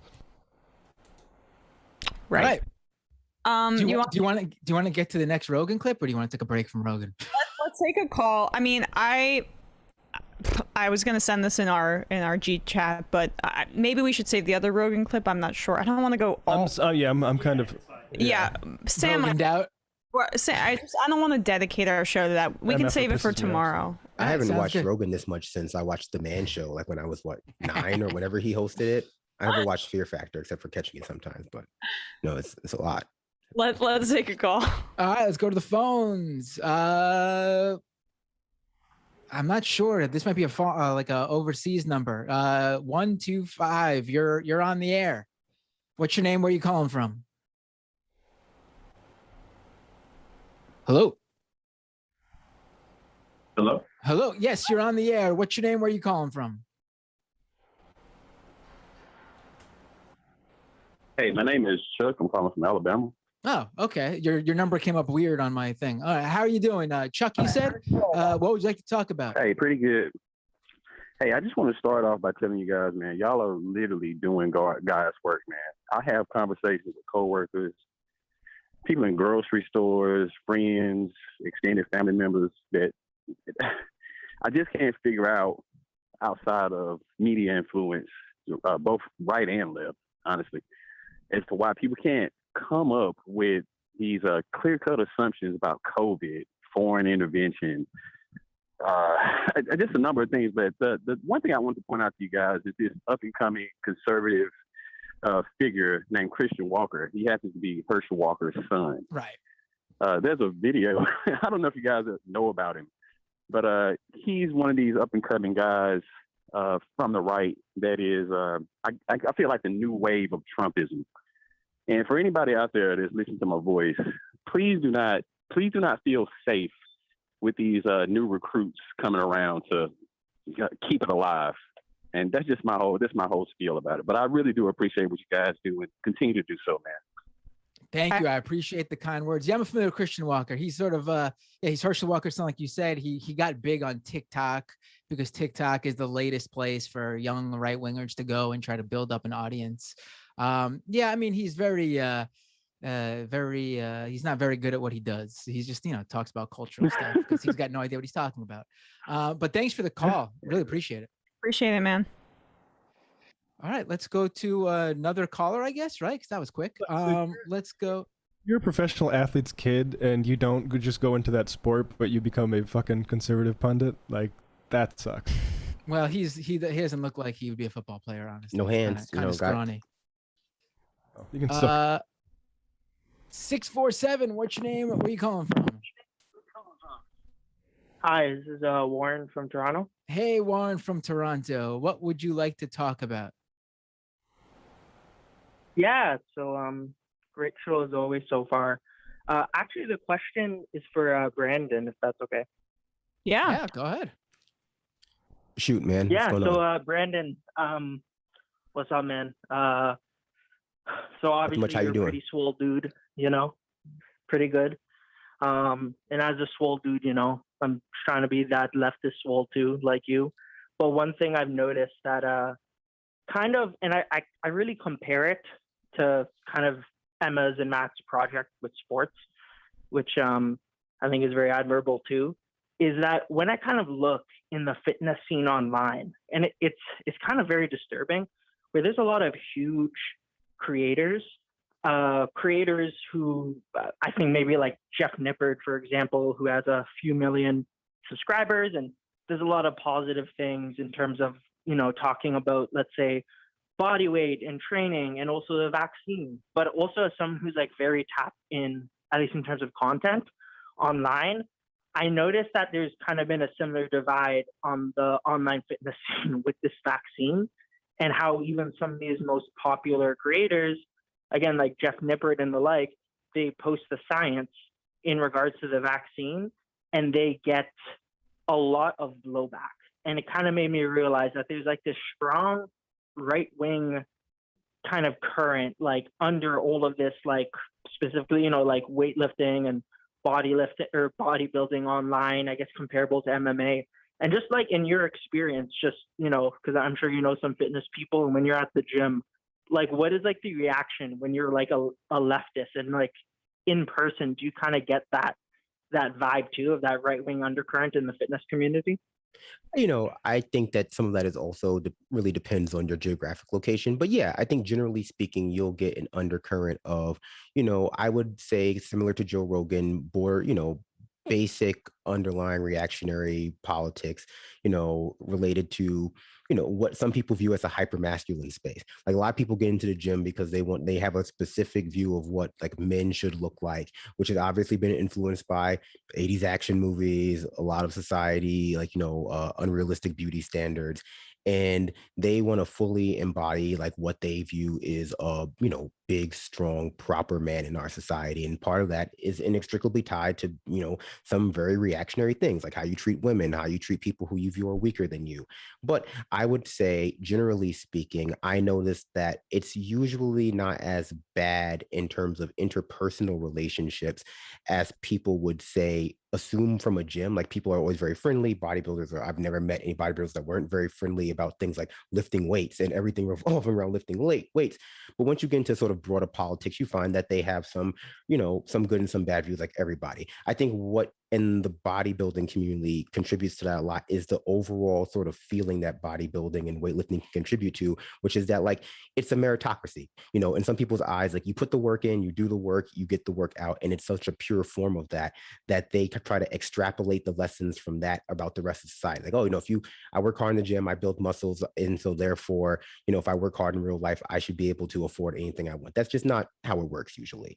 And so, you know, I find that when I'm communicating with people in the gym, I try to reappropriate that mentality about how working out really works, that it's a community thing. You know, we help each other, we spot each other, but also, you know, challenge their beliefs surrounding like, you know, whether they really have the freedom to build the kind of muscle in society, you know, speaking broadly a broad analogy there, that they do in the gym, or are they being constrained by things outside of their control that they are being confused for freedom? You know, someone gave me a great analogy once online that was like, you know, if you explain to a bodybuilder that like capitalism is like, imagine if you worked out and someone else took 90% of your gains, you'd be mad. You know, the gym in order takes appropriate 9% of your gains, like as opposed to the fact that, you know, you should be allowed to get out of the system what you put into it. And that is what you should take from bodybuilding. You know, obviously there's a lot of grifts going on out there when it comes to like supplements and whatever. I don't really hang out in that world, but you know, the idea that people are as free to exercise that kind of control over their lives that they have in the gym over their bodies, is just a fallacy. And so getting people to really understand that a lot of things that constrain them, that constrain them in real life, if they apply them to the gym would be unacceptable is one way. And, some of it is just like talking to people about their lives they're experiencing, the problems that they're experiencing, and explain to them that they can actually afford to get help. That, a lot of people are just indoctrinated in society to think that if you're not doing it for yourself, a la weightlifting, you're not lifting it yourself, you shouldn't, it's just not worth doing. But, re-challenging that to make them understand that society is just a little bit different. And that the same way, you work off the knowledge of people before you, we work as a society together to build better things. No, that's great, and I'll drop off right after this. But yeah, and like in my experience when I go into the gym, I've had like very friendly experiences, and as soon as I mention kind of my politics, like I actually had one person tell me, like, "Oh man, you're actually pretty big. Like, why do you like this left wing stuff?" Right? Like kind of this like connection of like, oh, like you believe in like, okay. I said soy boy. No, your protein has soy in it. Whey protein is full of soy. I tell them, I'm a vegan bodybuilder, right? You switch to that soy, you just get all those gains. You should tell them to look into the history of the USSR and Chinese communist weightlifting and the Eastern Bloc, and explain to them that the entire science of bodybuilding that we use nowadays comes from that stuff. People who are doing powerlifting, people who are doing like real weight training are still like drawing their lessons from what the Soviets were doing 50 years ago. 40 years ago they invented steroids. So it is what it is. Yeah, no, all right. Yeah, thanks a lot, guys. And I guess just to end on a positive note, if any of people want to check out a kind of like more progressive fitness person, I found this person through Alex Perrine. Her name is Casey Johnson, and I think her name's like Swole Woman. She used to work for Voice. Now she has a Substack, a good Substack. And I think she really brings a lot of like progressive ideas to this space and make it more inclusive for everyone, which is really important. She's usually on NPR too, so maybe even a possible guest that kind of talked about like fitness in a more progressive lens. But yeah, thanks a lot, guys. Appreciate it, and have a good one. Thanks so much. Just want to say I'm a bit offended you didn't direct your swole-related questions to me. Left is deft. I used to live in Southern Virginia during the lead up to and after the 2016 campaign, and in my observation I started thinking CrossFit was low-key a space of white nationalist radicalization. I mean, Marjorie Taylor Greene. I had a CrossFit roomie who was apolitical, but then she became more aligned with Trump the longer she hung out with the CrossFitters. It also has a strong evangelical vibe and feels a bit culty in their culture, but why MMV? I don't know what that means. It's a little, I mean, at least back in the day, it was a little culty. It definitely was a little like, your mileage may vary is what YMMV means, but it was a little culty back in the day. I don't know if it's still like that, but, I could definitely see how you get the vibe of like evangelical, sort of like tinged proselytizing from them, because that was like very heavy in the community back, when it first got started. I've never been into CrossFit, it's a little bit intense for me. Seems dangerous. It also seems like their form is fucking terrible. I just don't understand why you'd want to clean and jerk 95 pounds 100 times in a row. That just seems like you should, pick up heavier weight, but it's just not my kind of business. Ways to do it. You could do 250 pounds 10 times. Awakened Joe, when Berenson went on Rogan show. Oh wait, I already read that one. Majority Report wardrobe coordinator. Every invocation of Rogan should be preceded by that clip of him saying he's a moron and no one should listen to him or take him seriously. Prairie Fire Kowalski. Emma, your militant veganism is inspiring. God damn it. Joe getting a cow butchered soon and was curious what the MR office favorite beef stick would be. Do you like cheese, peppers, or something else? Binder, you will be happy to know that we got the combine fixed and got the field of soybeans out. around 1 a.m. as the rain rolled in. As a mod, I am obligated to say Left Reckoning was on point last night. A lot of support from unlikely people on social media for striking in my area. I don't think many of these upper middle class types understood the hours people in distribution were putting in. In my opinion, the Biden administration needs to mediate some of these strikes to embolden labor like Teddy Roosevelt. Exactly. I appreciated his public statement on Amazon, but he needs to do more. It'd be nice. Yeah, Biden needs to get off of his ass because the Amazon stuff was way too late. Yeah. Putting Democrats firmly behind labor would be a game changer for the midterms. Leftist labor, leftist solidarity, leftist poggers. Yes, that would be. It's just then they would have to disentangle their relationship with a lot of the managerial types. Real Ace Attorney. I was having a pretty good week until I remembered the Rams are coming to play the Giants on Sunday. Thoughts and prayers for the Big Blue are welcome. Yes, thank you. And somehow Daniel Jones might play, even though he almost fell over after his concussion on Sunday. A reminder that sport is damn brutal. Kevin Kaka, I know you are an East Coast show, but can my Dodgers get a shofar? I can't work the soundboard from this seat when Sam isn't around. There you go. Majority Report. That was pretty good. Was that like someone's mouth? Yeah, it's Matt. Yeah. That was pretty good. Yeah. Yeah. Majority Report wardrobe coordinator. Boy, that RBG Scalia friendship makes more sense now. Yeah. I think they can compartmentalize a little bit. I'd have a real hard time having a conversation with Scalia, let alone being his friend. So, but I'm just holier than thou. So, joking.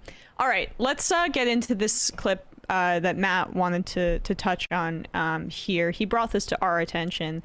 There's this leading anti-pseudoscience thinker, Michael Shermer. Yeah, Michael Shermer, who founded the Skeptic Society and is the editor of Skeptic Magazine, who has had, I think, Jordan Peterson and other people guest edit it. So he is not the best. When the skeptic community sends their best, this is not who they send. Mm-hmm. Michael Shermer will get into some of his history that is relevant to the ahistorical little thought experiment that we're about to hear from him. Yes, he here is speaking with historian Mary Graybar, and they're talking about Thomas Jefferson, specifically his relationship with the slave that he owned, Sally Hemings.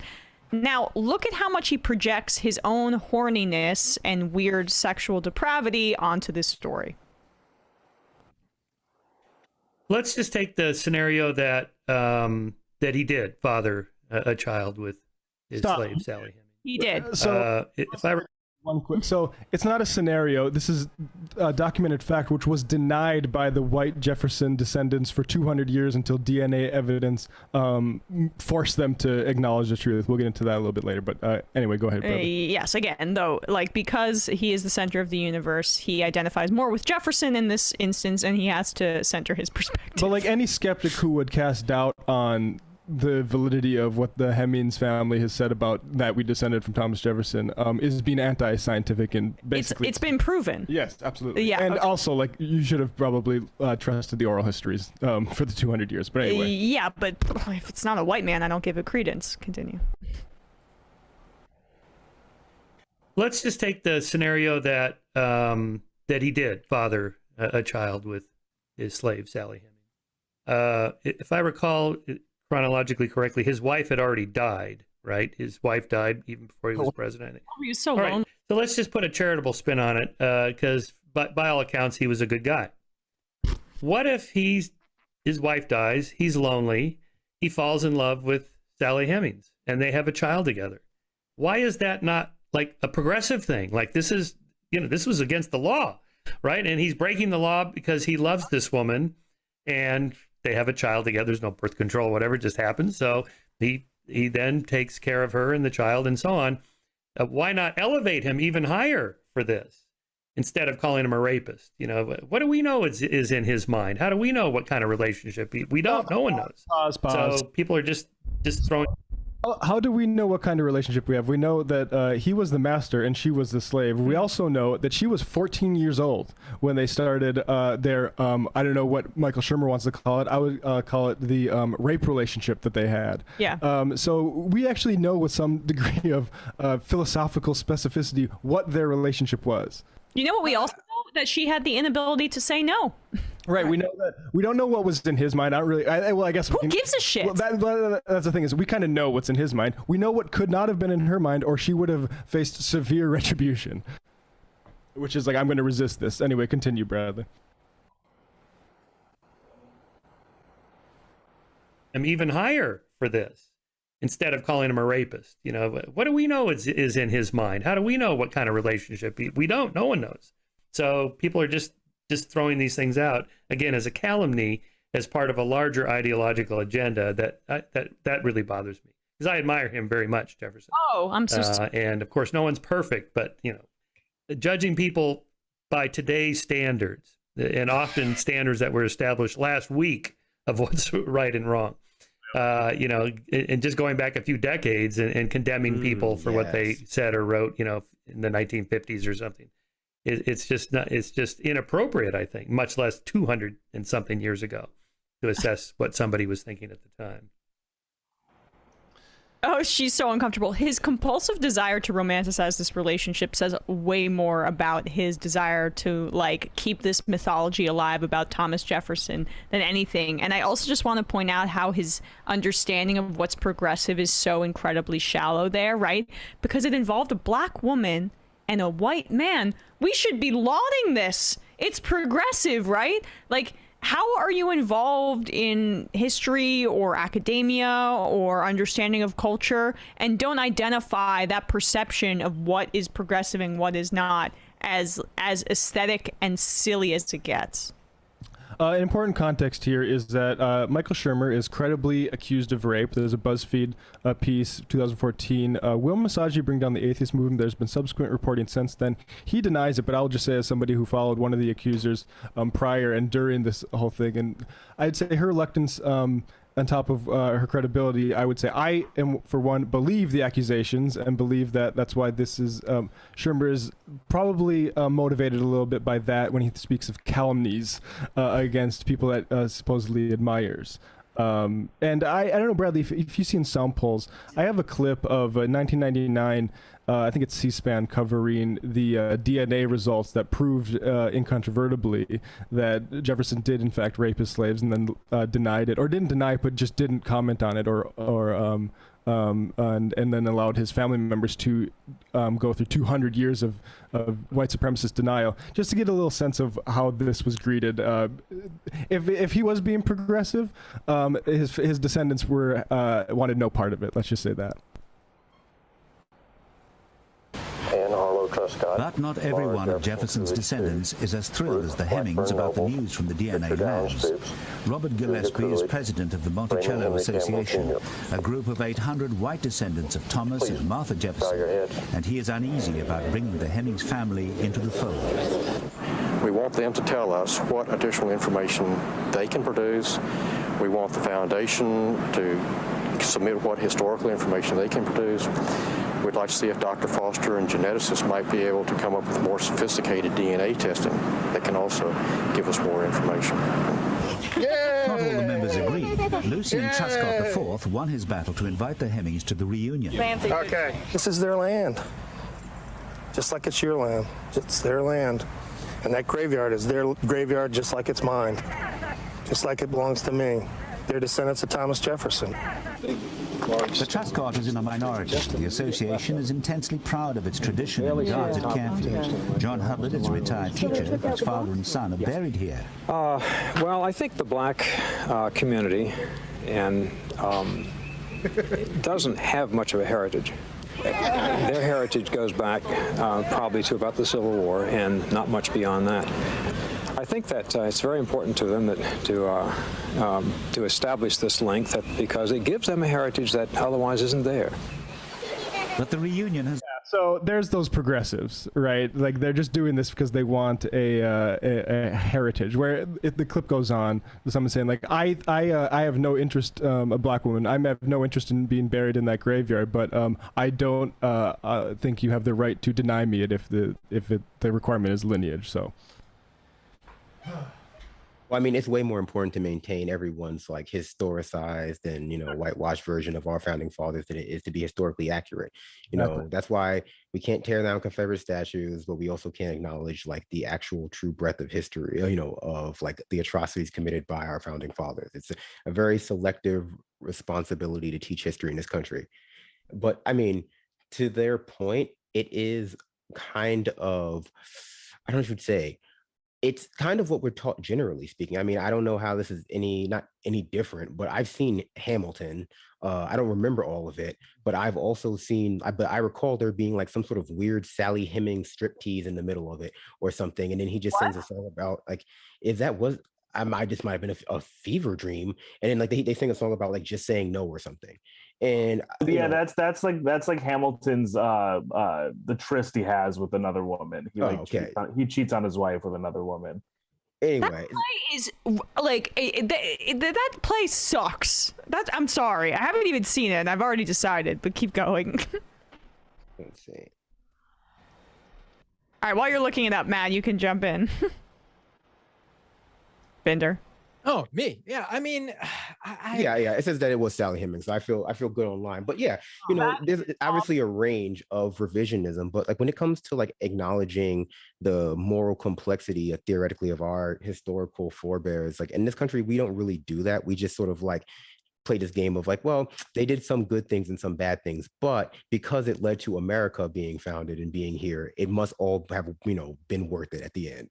Oh, well, they also claim that it's not bad because back then it wasn't bad, even though like that's like the rules of the time are the rules no matter what. Like it doesn't matter what we know later on to be wrong. If they didn't know that at the time, then it's totally cool. There's no like morality or anything like that in terms of like knowing right from wrong, regardless of what the rules said. If the rules said it, it was fine. Go for it. They definitely knew slavery was wrong back then. They were talking about it all the time. They knew it was wrong. It's just like, I don't want to do anything about it because it would hurt my property ownership portfolio, basically. All right. Well, let's read. You got to make sure, by the way, that you say Binder, because otherwise I don't know which Matt you're talking to for future reference. I should be doing that. I think Matt, and then I see Matt over there. So that's that's my bad. White communist. Sally Hemings lived on a slave labor camp run by Thomas Jefferson. Jefferson fathering a child with Hemings is comparable in every way, with Amon Goeth depicted in Schindler's List fathering a child with a Jewish prisoner in a Nazi slave labor camp. Yes. The culture and ideology of American whiteness, the actual prototype to German Aryanism, is utterly repulsive in its denial of reality. I agree. Yep. And I think there's also like this complete cognitive dissonance where Americans feel like they don't have a worshiping of kings culture because we are separate from the United Kingdom and England in the way that our country was founded. And yet this, like the Hamilton musical, the way that we deny the atrocities of a man like Thomas Jefferson, very similar. Well, I mean, this is Michael Shermer, a guy who's supposedly a skeptic, doing his work to protect mythology. Yeah, exactly. Fetal dolphin tail. Madison Cawthorn's wife has a significant following in the CrossFit community, but there was also a pretty heavy backlash when the founder made his Floyd 19 comments. I don't even know what that is. I think fitness community as a whole is pretty representative of society at large. That said, is a lot of bro science and secret truth elements in fitness, which tends to lead people towards the right. So who knows? My experience has been a mixed bag.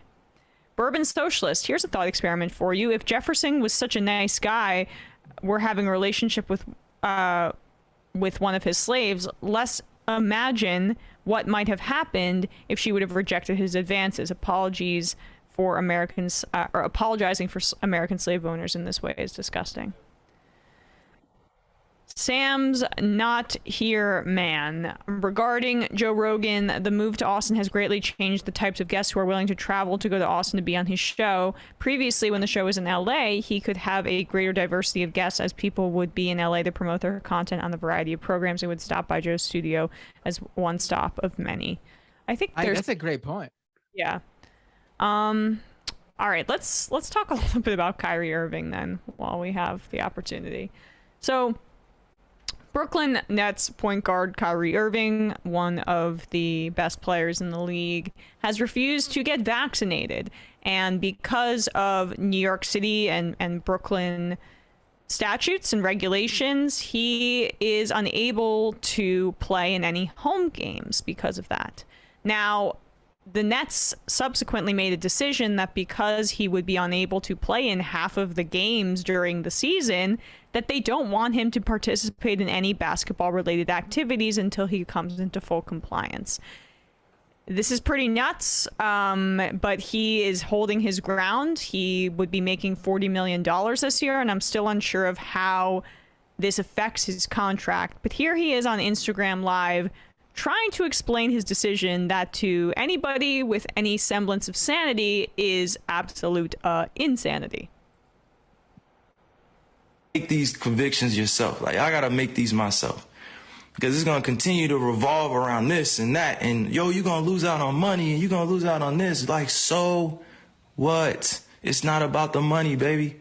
It's not always about the money. It's about choosing what's best for you. You think I really want to lose money? You think I really want to give up on my dream to go after a championship? You think I really just want to give up my job? Now you do. It seems like it, yeah. You think I really just want to sit at home and not go after the things with my teammates that I've been able to grow with, to learn that it takes sacrifice in this space? Because we could be easily at home chilling with our families, but we're choosing to go out there and perform. You know, and even in that job, like, that's a dream come true. I've been working on that since I was in 4th grade. You think I want to give up my livelihood because of a mandate, because I don't have accommodations, because I'm unvaccinated? Come on. I'm not going to be used as a person in this agenda. You know, like I'm not even going to speak on that. I'm just saying, like, it should not be divided amongst all of us. It should just be understood and respected. And mind you, once again, I'm going to repeat, this is not about the Nets. It's not about the organization. It's not about the NBA. It's not politics. It's not any one thing. It's kind of sad here, too, because Kyrie has spoken out on a variety of important social justice issues, but he also has said some questionable things in the past, including he thought the earth might be flat. He later backtracked and said that was a joke, but he was pretty committed to it for a while, which indicates to me that he has a propensity to fall down some conspiracy theory rabbit holes. Like, look, the guy's spiritually flat. Yeah, like the guy has made a ton of money in his career already. He's already won one ring. So perhaps that makes this decision a little easier for him. But the concept that he's giving up tens of millions of dollars potentially because he refuses to get the shot, it's as extreme as it gets in terms of just like, you know, how deep this can run. I think it's sad. I think he's Australian, actually. I was going to say, but I mean, socialized in America. Grew up right around me in New Jersey, and I'd met him when I was... So it's your fault. It is my fault. He was born in Australia, and then he went to MKA for a little, which was a school in the town over from me. So I just think, you know, Americans, just broadly speaking, are conditioned to like say things like this, like give these long kinds of speeches about how it's about the principle of the matter when it doesn't really matter at all. Like, people are just asking you to get like a vaccine that's definitely safe. And just so that people can like ignore, generally speaking, not necessarily in the case of this vaccine pandemic, but prior, they can ignore when someone goes out like, I'm willing to die for my right to like go into like Applebee's without a mask on, and then they die, and it's funny, and it's not just like a sad commentary on, you know, the state of American social cohesion, right? You know, because like he didn't really say anything. He just said it's not about, you know, any of these things that would kind of make sense, like the money or like, you know, the health or any of those things. It's actually just like a really, really poorly defined statement that he's making for the sake of making like some kind of statement, which, you know, I think a lot of people kind of fall into that camp now. Like they've dug themselves into a contrarian rut, and it's just like, what is this even giving up? Like, what are you like doing this for? Yeah, I think attention. Right. You know, that's my take on it too. I just think it's basically depressing, and I hope for Kyrie's sake that he just gets a shot. But I'm happy he's not on the Knicks. I'll say that. Yeah, I mean, I'm also happy the Nets might still be able to win a championship without him if Harden and Durant stay healthy. But like, I want to address like the whole concern trolling by the right saying like, why aren't you the left standing up for these workers? It's like, well, because these workers want to make a selfish choice that puts everybody else at risk, including the team that they play for and the workers of that staff. And also the left can't be in the business of saying, hey, this person is so important and is such a big celebrity that they can actually get a carve out for these mandates. Mm-hmm. Like that's not how it works, because guess what? If like 3 weeks into this, Jonathan Isaac or Kyrie got that exception and they got infected, like they have a greater chance to without having the shot, and they spread the virus around the locker room and around the staff, that's a problem. And it's like one everyone saw coming, and there's nothing we can do about it. And we also should say that this is a minority of players. An overwhelming majority of NBA players, I think it's definitely over 90%, have been vaccinated, including Andrew Wiggins. Like this whole like I stand with Andrew Wiggins that Ted Cruz said. Well, Andrew Wiggins apparently doesn't want to stand with Ted Cruz. He ended up getting the shot. And then in the NHL, for example, I saw an announcement the other day that only like 6 or 7 players haven't gotten the shot, but there's been a lot of attention directed towards the ones who have made the decision not to. This Kyrie case is so extreme because it seems deeply ideological and because he is a top 15 player in the league.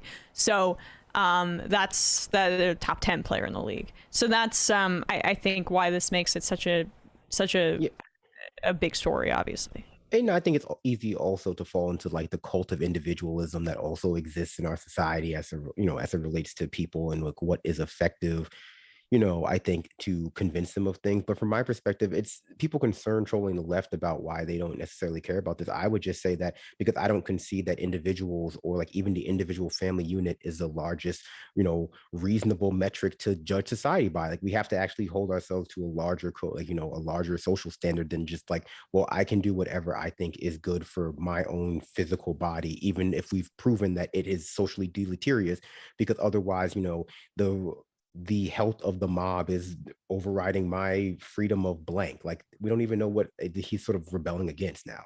Like, is it free speech? Is it like freedom of privacy? What's the, what is like the new First Amendment grift that's going to be backing this one now? Right. And also specifically speaking to his specific case, I mean, why should we care if someone like he even sort of presents it as like he's making some big sacrifice?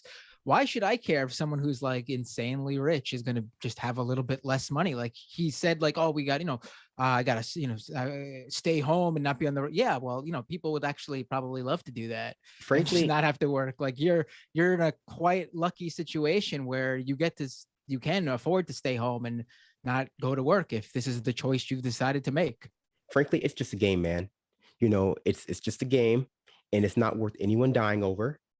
And if you're going to, or even anyone really getting sick over it to that degree, if it interrupts the rest of their career just by by chance of like long COVID, he's right. It's just not that big of a deal for him to play. At the end of the day, people's health is more important, and like feeling socially and healthy and safe is just more important. He's right. Just, stay home. Yeah, I mean, I agree. I think someone in the chat said Jared Jackson, TYT said that, like, if he wants to do it, it's his choice. And I kind of agree with that. And I think, like, even this is a conversation I had last night, but, like, say you're a worker that doesn't want to get I think you absolutely, like we said, like, everyone should get vaccinated, protect your workers and everybody else in society. But, like, we live in a society where you have to leave your house in the middle of a pandemic to go serve a capitalist in order to get money to continue working. And if that all of a sudden requires a new vaccine, I think those capitalists should make it worth your money and effort. Yeah, and I agree with JR. If he wants to make this decision, fine, all power to him. But he's on Instagram Live basically saying that he doesn't want to make that choice. Like, he wants to be back with his team. He wants to give up. He doesn't want to give up his dream of winning a championship. But that's what you have to do. It's just a binary choice for you. Yeah, choices have consequences. At the end of the day, you've made the choice to isolate yourself. And we've seen this in other parts of our society, in our history, where people choose, or rather we enact public health policies like, anti-smoking inside laws, where people choose, instead of like, practicing better health behaviors, to isolate themselves from other people, or like to hang out with only other people who fit into that new subculture they've created. Ideally, we would be able to like reintegrate everybody into society with the vaccine and make us a larger, healthier social body. But, you know, at the end of the day, we can't just force people to take the vaccine. If he wants to stay home and like live in his mansion alone, or like not only, you know, move to Texas or whatever, I guess he has to be allowed to do that. The people who always care so much about people respecting their choice and it's their body, they never look at it like, listen, the NBA as an organization, and seemingly the vast majority of players, have made the choice that they don't want to be around people like him. They don't want to associate and work with people who can get them or their family members extremely ill because of their own personal choices. Right. All right, you want to take another call, Matt? Yeah, sure. Let's do it. Right. Let's take this call here. 818. What's your name? Where are you calling from? Hey guys, can you hear me? Dave from Jamaica. Hey, Dave from Jamaica. What would you like to talk about? Well, I think last week has passed, so I don't think I get to talk about Demon Slayers with Brandon. So that opportunity is missed. But I just watched a new episode 2 nights ago, so you know, good. What did you think? You know, I'm a big Rengoku fan. You know, a lot of people are probably mad that they're going to redo the Mugen Train arc. I am, you know, thumbs up. Love the Flame Pillar. I've also been rewatching Gantz. I know we skipped the 5-minute anime hour, but I've been watching Gantz, the English dub. I can't really recommend it to people who don't know what that is, but if you know what it is, I would recommend a rewatch. Yeah, I think the thing I like about Demon Slayers is it tends to not go the typical villain route. Every villain seems to have a backstory before they are horribly murdered. But I think that's unique about it. Oh well, outside of that, I was going to say currently Jamaica's vaccine rate is like under 20%. And due to a lot of vaccine hesitancy and conspiracy stuff from Facebook and whatnot, and maybe a little bit of misguided anti-imperialism. But I don't know. I guess I'd take a harder stance on vaccine people saying, well, it's my body. Because it'd be one thing if it's a disease that was not communicable, right? Mm-hmm. But it seems like just they're being rebel without a cause. It frustrates me because, like, I have older folks that I live with and look after. They can possibly die if a new variant pops up, and people here have access to the vaccine. It's free, but they just refuse to get it. But then when it comes to other substances that they have no information on, they're completely chill with putting that in. So it's kind of frustrating. Right. Yeah, I would say they're not really rebels without a cause. They're like scared people with rationalizations for that fear. Right. And because that's like when people say, look at this amazing thing Jonathan Isaac said about like how you can have the antibodies. Like the antibodies aren't as good as the vaccine, and they have actually the same problem for like Delta and stuff as far as, you know, immunity. Yeah. And so you just need to get vaccinated and you'll be double protected, Jonathan. But they'll have like a little like nugget of rationality that I think people convince themselves that, oh, I'm actually being thoroughly rationally here, when really they're just justifying that they've been scared into a place that they can't accept the vaccine. Mm-hmm. Also, I was not technically a swole dude, but I used to be in the martial arts scene, Taekwondo back in the day. I guess me and Sam are similar in that sense. It is kind of cultish. And since I did used to do some gym stuff as well, they do seem a little prone to that type of stuff. Like, I haven't been into the gym for quite some time because generally, as fun as those guys are, I know for sure they ain't vaccinated. And I can't take that risk, even though I'm vaccinated. It's just, I don't know. It seems very frustrating. No, I mean, I think it's frustrating. Go ahead, Emma. Sorry, I didn't mean to interrupt. No, I just said, yeah, I get that. No, and I've been trying to take Matt's advice not to get too frustrated with the propaganda. And as you rightly said, ego is a hell of a thing, right? Most people don't have the ego to course correct in a timely fashion. And I think that's technically I think that's because I used to be a Rogan fan back in the day, and I think he went all downhill when he became friends with Sam Harris. I mean, I could see the trajectory immediately start taking a downhill. But then again, the person that probably has the veto over, say, Sam Seder or Michael Brooks appearing on that show would be Sam Harris. Mm-hmm. Well, because I think just insight into that, as somebody who's reactionary in the way like Joe Rogan is reactionary, the kind of like mind-blowing ideas that the IDW types or or like the proto IDW types were bringing to the table were things that seemed like they were very transgressive and new, but we're just meant to, like most of our media is coddle the same reactionary viewpoints that have been coddled for the past 300, 200, 400, pick a level of 100 of years in this country, right? And so it's very appealing to go down that road where you feel like you're learning new things and only, further cementing the things you already believed and feeling like, oh, wow, as I learn more stuff, I learn more about how I was like right in a way that makes me even more glad to be so exploratory, right? Are they finding out things that scare them? Not that they, anyone is responsible for doing that, but no, like they're just going down the most palatable, least resistance path to some kind of, silo of information that just consistently reaffirms their, normal basic American values. Nothing different than you would have gotten, 100 years ago. All right. I guess before I go off, for all those people who have family members that they're struggling with, don't get frustrated. Well, I shouldn't say don't blow up on them, but best you can do is hopefully point out different information sources to kind of complicate their media diet. But if they don't change their minds over the course of a couple of years, it's not your fault. It's just the system we're kind of in. Also, I guess last thing I'll say, big Rengoku fan too. He's a pretty good character. All right, later. All right. Should we take another call or? Let's take one more call and then we can do a clip and then we'll probably head out. All right. Let's take 269. What's your name? Where are you calling from? Final call of the day. Oh, here. Hi. Oh, nice. My name's Cameron from Evanston. Hi, Cameron from Evanston. What would you like to talk about? It's funny because Dave literally just said, don't get frustrated with your parents. I'm going to call it and talk about my mom and her partner.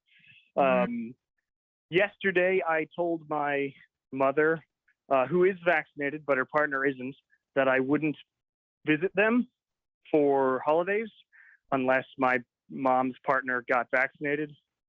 I eventually got into this large argument about what vaccines are and stuff.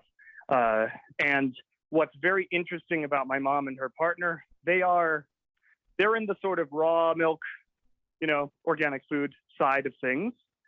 But my mom got vaccinated anyway, and they actually are organic farmers. They have an actual farm. They sell at the farmers market and whatnot.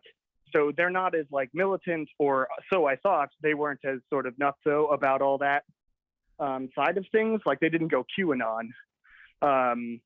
But my mom's partner, Pete, has refused the vaccine for a long time. And it's a bizarre situation because he watches Democracy Now! Like that's his main place of news. He's not watching Fox News and OAN and all this crap.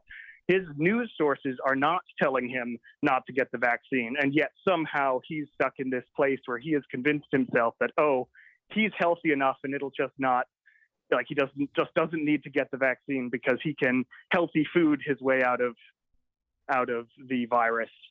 And basically I'm just here to say, like, it was a hard conversation, but I think it's much like disallowing people from entering restaurants or public places without a vaccine.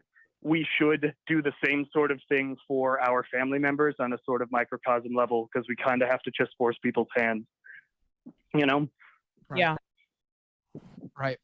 Yeah, that's a tough one in terms of, it's not surprising to me that, obviously there are anti-vaxxer beliefs on the people, people who consume left-wing media or probably consider themselves to be left or progressive. Honestly, it was like the trope before COVID, at least, was, the anti-vaxxer was from, attached to more like, free thinking, more, liberally minded people, like hippies and stuff.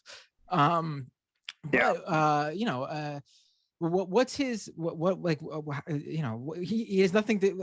This is the thing that confuses me about this one. Like, he just thinks he's strong enough. Like, is there a reason why he thinks that? Like, is it because of his diet and he eats healthy? Like, does he not do anything that's like would be considered risky in any other sense of it, like in any other area, like outside of like health or diet? I think they've come up with a sort of mythology on their own, just from being isolated on a small farm in the middle of nowhere, Michigan, and growing all of their own food. Like, they rarely shop because they don't have to. They literally are sort of a subsistence farm, which also sells at the farmers market and whatnot. So I think they've just created this mythology in their head, which is, as long as we eat all this extremely healthy organic food, and our bodies will build up this amazing ability to defend itself against anything, which is of course insane. But I don't know how to combat that except just forcing their hand so much. Do they farm as farmers did 100 plus years ago? Like, do they use any modern technology to help their operation? No, I mean, my mom used to work at a place called Tillers International, which legitimately goes to Africa and teaches people how to farm using the tools that they have available and stuff. So my mom and Pete actually do a lot of the farming in a sort of traditional sense. All right, as well. That was going to be my thing. I was going to say, that you could bring that up. Like, why do you use modern day farming equipment, modern day technologies? Because it makes your life easier or something, but if I wouldn't know what to say to these folks. I'm sorry. I mean, well, first I would say go ahead. No, go ahead first. I don't remember what I was going to say. Go ahead, Brandon. I'm sorry. I know that's my fault, man. I would say first, don't feel bad about, you say you're frustrated, but don't feel bad about setting boundaries with people. I think it's real easy, especially on the left, when you want to be sympathetic to people because the kind of society that we live in and how they've gotten to a point where they're not quite able to like listen to like, what we would consider to be sense in this case. That you should feel bad for not being, for having to actually establish any kind of boundaries there. But, you got to do what you got to do. Just consider it soft power. You've sanctioned your mom. And I mean, but I would say intellectually, I understand. Intellectually, I understand that. I just don't like making my mom cry. And I want to see my mom too. So it is like a very difficult situation, but I think we need to do it. Yeah, and it's necessary. And I think ultimately setting boundaries is necessary. Yeah, and I mean, I think ultimately the only thing you can do about this is make your boundaries and why they've been set this way clear. And at the end of the day, if they that you've now added another variable into the situation where it's like it's not whether or not they think they're going to get sick personally from COVID because they're not healthy enough or don't live a healthy enough lifestyle. It's now a request that you're making, and you're and putting your foot down.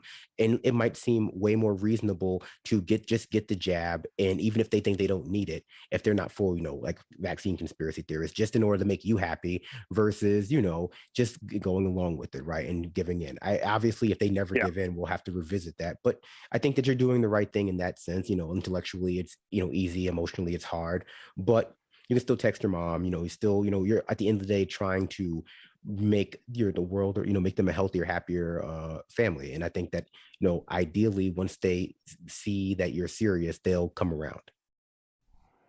Yeah, I hope so. Anyway, thank you for taking my call. Also, one last thing before I go. Matt, since Emma sometimes talks about sports, Matt, how are you enjoying AEW lately? I've been liking it quite a lot. Right. Wrestling wise, obviously it's that Bryan Danielson match with Kenny Omega, obviously. Wow. But I actually do think they are suffering from storyline issues. I think they need, I know they pride themselves on letting the wrestlers choose how to, form their characters, and they don't have a writing team, but someone needs to be there to help bring it all together. It feels too disjointed, if you ask me, in terms of what's going on. I would agree. And I think they just have a little bit of bloat in the roster at the moment. And I think they're sort of slowly working that out. But Anyway. Right. Great place for the workers, though. So, to talk on, about the politics wise, AEW, it seems to be the place to be if you're a pro wrestler who cares about your physical, mental health and everything that goes along with it. Yeah, I want to train in pro wrestling at some point here soon. So it means a lot to me that the company's doing something at least. Tony Khan's still a billionaire. Yeah. That's one of the things that worries me. I see a lot of people, praising him as if he's some sort of hero, and it's nice that someone with a lot of money decided to do something better than the current thing that's out there, which is obviously the WWE, which does not have anywhere near the same conditions for its wrestlers as AEW does, but he's still a very, very, very wealthy person who, they're not unionized. Yeah, let's do that, and then let's talk about how progressive AEW is. 100%. Anyway, I'm gonna head out now. Thank you for taking my call. Keep up the good work and all that. Take care. Appreciate it. All right, I think we have time to squeeze one more clip into here. Here's something that's insane. By the way, we mentioned Steve Bannon earlier. As a part of the January 6th investigation, he has now basically, I think, violated the congressional subpoena. And is that the case, Bradley, that he's going to have to... Yeah, they're now voting to hold him in criminal contempt. That vote's coming up because he did violate the subpoena. There you go. I think that people are going to feel real bad when they eventually execute him for treason, and Louise Minch is proved right, a decade later. Yeah, exactly. I take no pleasure in reporting this. I take no pleasure in reporting that. Exactly. I remember when Louise Minch was grilling Rupert Murdoch back in 2011 during the phone hacking scandal in the UK. That's the first time I ever saw her, and she just went on to be a super crazy person. Yeah, I mean, she might have been crazy before that. That was just the first time. She went down the Naomi Wolf route a little bit. Isn't her husband Metallica's manager or something? I remember reading something like that. Really? So it's something nuts like that, where she's pretty much the reason she could do the thing she does is because she's set her husband is Metallica's manager or something. Passion project. So, again, her husband is Metallica's manager. Wow. Speaking of crazy people, the Virginia Tea Party had an event promoting Virginia gubernatorial candidate Glenn Youngkin. Steve Bannon was also there, about to be charged with contempt. At this Tea Party event, Mark Lloyd and these other presenters here held up the American flag that was used as a weapon in some instances. I think it's the same one, but regardless, it was from the January 6th insurrection attempt. They basically treat it as some sort of holy grail type object and salute it in this creepy way. Did I mention it's creepy? Let's take a look.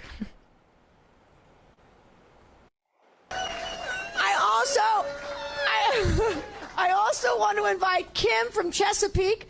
She's carrying an American flag that was carried at the peaceful rally with Donald J. Trump on January 6th. I ask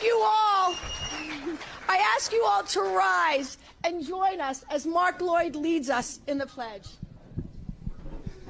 Face the flag.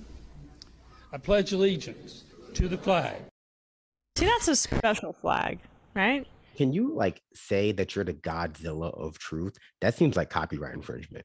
I don't think that Toho signed off on that. Right.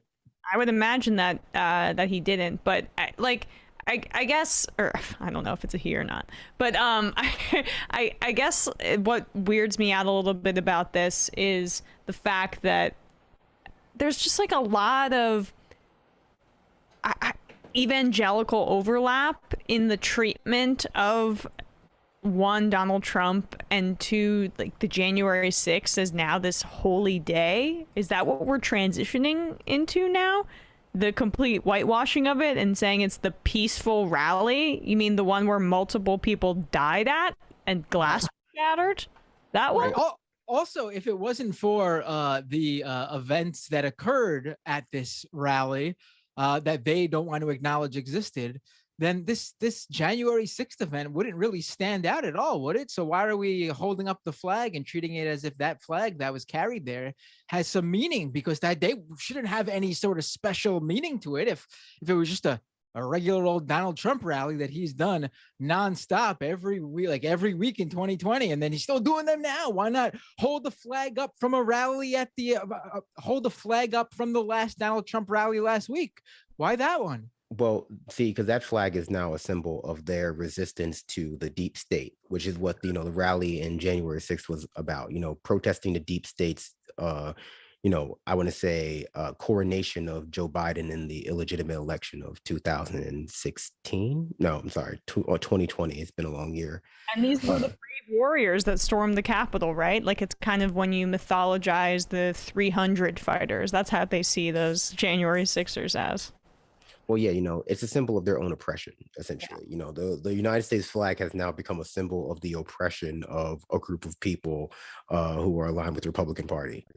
Yeah, they're in support of a billionaire. They also just in support of the that TV star guy. They see those January 6ers as people who participated in the battle, and they may have lost that battle, but they will win the war when, as Bannon said at that same event, Donald Trump is reinstated.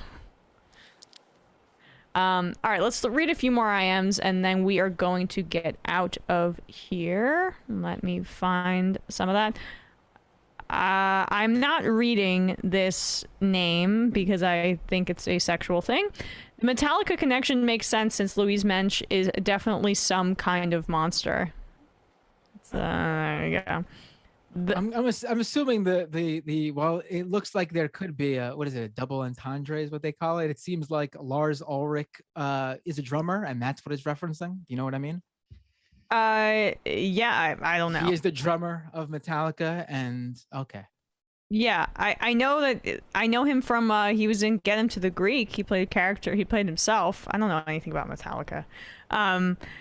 Thames Darwin. Fun fact, when Hitler was in power, they used to take out every year a bloody flag from the day of the beer hall and hoist it up so the party faithful could salute, remind you of anything. Yeah, this is just fascists looking for martyrology. And I would also say, like, Tim Pool and the people with a little bit more credibility with Tim Pool, who act like Tim Pool, who want people to simultaneously, maybe DAs should cool it on police reform, for instance, or, we should support cops and stop being so aggressive about defund. But also we should build a mausoleum to Ashley Babbitt, because that is such a really horrible, horrible thing that happened that we should really think about all the time. And maybe even in our closets, build a little shrine to Ashley Babbitt because of how serious we need to take what happened to her. And as far as miscarriages of justice in this country, we need to put it right at the top. Feldman fanatic, all I can see is the top of Brandon's shirt, so I'm having terrible summoning Candyman. Please help. You say it 5 times, not 3. That's Bloody Mary. You gotta say Candyman 5 times in a row without stopping. Don't do it. Brandon, have you happened to have visited a Spirit Halloween recently? I've been to multiple Halloween themed stores recently. Why are you Is that where you got the shirt? Because I saw it for sale at Spirit Halloween this weekend. Oh no, I've had this shirt for a little while now, but yeah. Okay, but they are selling that shirt and all the other ones that are like that one. They are all of what Spirit Halloween for anyone who wants their own. All right. 5 more. Hold on. Paid advertisement for Halloween. There you go. I'm just thinking about that Nick Let's Go song because that's great. All 3 of them. His Spirit Halloween theme songs. I'm not thinking about the actual. Yeah. Have you heard those? They're really funny. I've heard his other stuff, not that one though. Yes. Well, that's where he got. That's how he that was his claim to fame. Emma, you got to go check them out. Gotcha. All right, I will. Mailman Paul, the main appeal of Rogan is that it's like listening to your funny stoner friend talk about his weird ideas. Thank God Street Fight Radio exists for all of us leftists who like that sort of thing. Michael Tracy's delightful girlfriend. Brandon said we can't just force people to get the vaccine, but after 18 months of this and after Texas passes far more intrusive laws regarding bodily integrity, I'm wondering why not. It feels like politicians were hoping to not have to make the decision on mandatory vaccines because they thought we would reach herd immunity voluntarily, but Delta screwed that plan up. Can we just make vaccines mandatory and get this over we with? should go to Kyrie's house and force the vaccine on him? Yeah, it's just not it. That's not like you can't turn your frustration into like policy. Yeah, I know. We are frustrated, and you also can't use that as an excuse to deny them healthcare just because of this like asinine decision that they're making. We have to have a wider lens view of that. I'm gonna do 3 more, and then however, there is a recent maybe this isn't the best time for this, but a really quick mention. There is, however, a recent controversy over people who are on organ transplant lists being denied if they don't get the vaccine.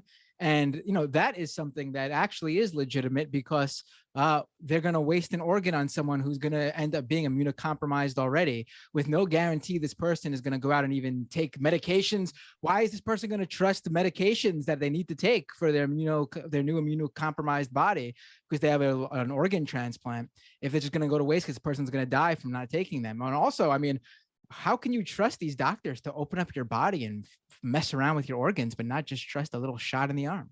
Well, look, I trust doctors to make those triage decisions, but it's not a conversation for political podcasts, in my opinion.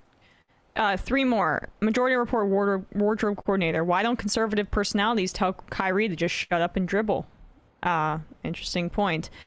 Sam, soft collar shtick. Hey, Matt B, can you look into the group called Explore Talent? That seems to have been recruiting right-wingers since the 90s. Seems like something you could dig deeper into. Been an MR listener since Air America. And though I've gone through phases of being an Alex Jones fan and listening to a lot of the Rogan and Sam Harris, my bedrock is MR and Michael, and now Left Reckoning and Doomed. Keep up the great work. People have this backwards. Really quick, Explore Talent is basically like an online, fake, agency, like those scam agencies. I'm not going to say this specific one's a scam, but basically they take anyone to sign up, and they don't come and find you. You basically find them.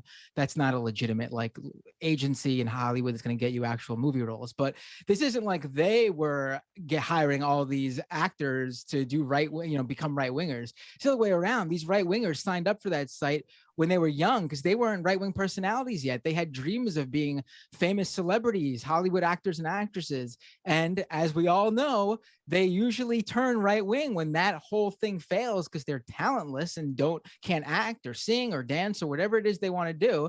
And they find a grift with right-wing punditry. So what you're seeing actually is all those people, you're seeing what they wanted to really do originally when they were growing up, their dreams and aspirations. And they had to leave it all behind when it didn't work out for them, and now they're angry right-wingers. And the final IM of the day, Nightmare Blunt Rotation. Brandon mischaracterized the scene he was describing from Hamilton. Leftist critiques of the show are vital, but as a work of art, it is well crafted, and I would suggest that Emma watch. No. It's not work. It's not craft. That's a work of art. I can't commit to that. I think I did mischaracterize the scene. In the scene, Sally Hemings comes in and Jefferson calls her darling or something. It's a very weird scene, but I won't skeptical of it because of the white libs that I encounter who herald it as the next greatest thing. That inherently means it's probably not. Also, I would just say Toni Morrison hated Hamilton. Take it up with her opinion. I'm a very big musical fan. I watched Diana the musical last week and enjoyed that. Hamilton is just the worst part about Hamilton is the rapping, which is the low key truth about it. That everyone's oh no, the politics are bad, but the rapping is no, the rapping is terrible. Terrible, intelligible rapping. I'll finish the IM. I think the conversation it starts about American exceptionalism and bad historical takes is important, even though the show airs in those facets. Miranda has been supportive of continuing that conversation. Miranda seems like a dweeb. Yeah, Miranda. Right. There's a lot to go into with Miranda, and for instance, what he's doing in Puerto Rico. I think you got to look into some of that stuff. I'm sorry, but my instincts are screaming that it is terrible in every way, but it's not good. Yeah. All right. Maybe I'm biased. I don't know. I tend to be a little reactionary with some of these things just based on who's connected to it. But that's a conversation for another day. Great show today, guys. Matt, Brandon, Matt, Bradley. Appreciate your guys' time and input today. We will see you all tomorrow for Casual Friday. It might take all the strength I got to get to where I want. but I know somehow I'm gonna get there. I wasn't looking when I just got caught between the truth and the lie bar. But finding out won't make me feel any better. Yeah, I know the clock is ticking, but the meds are gonna kick in, and my power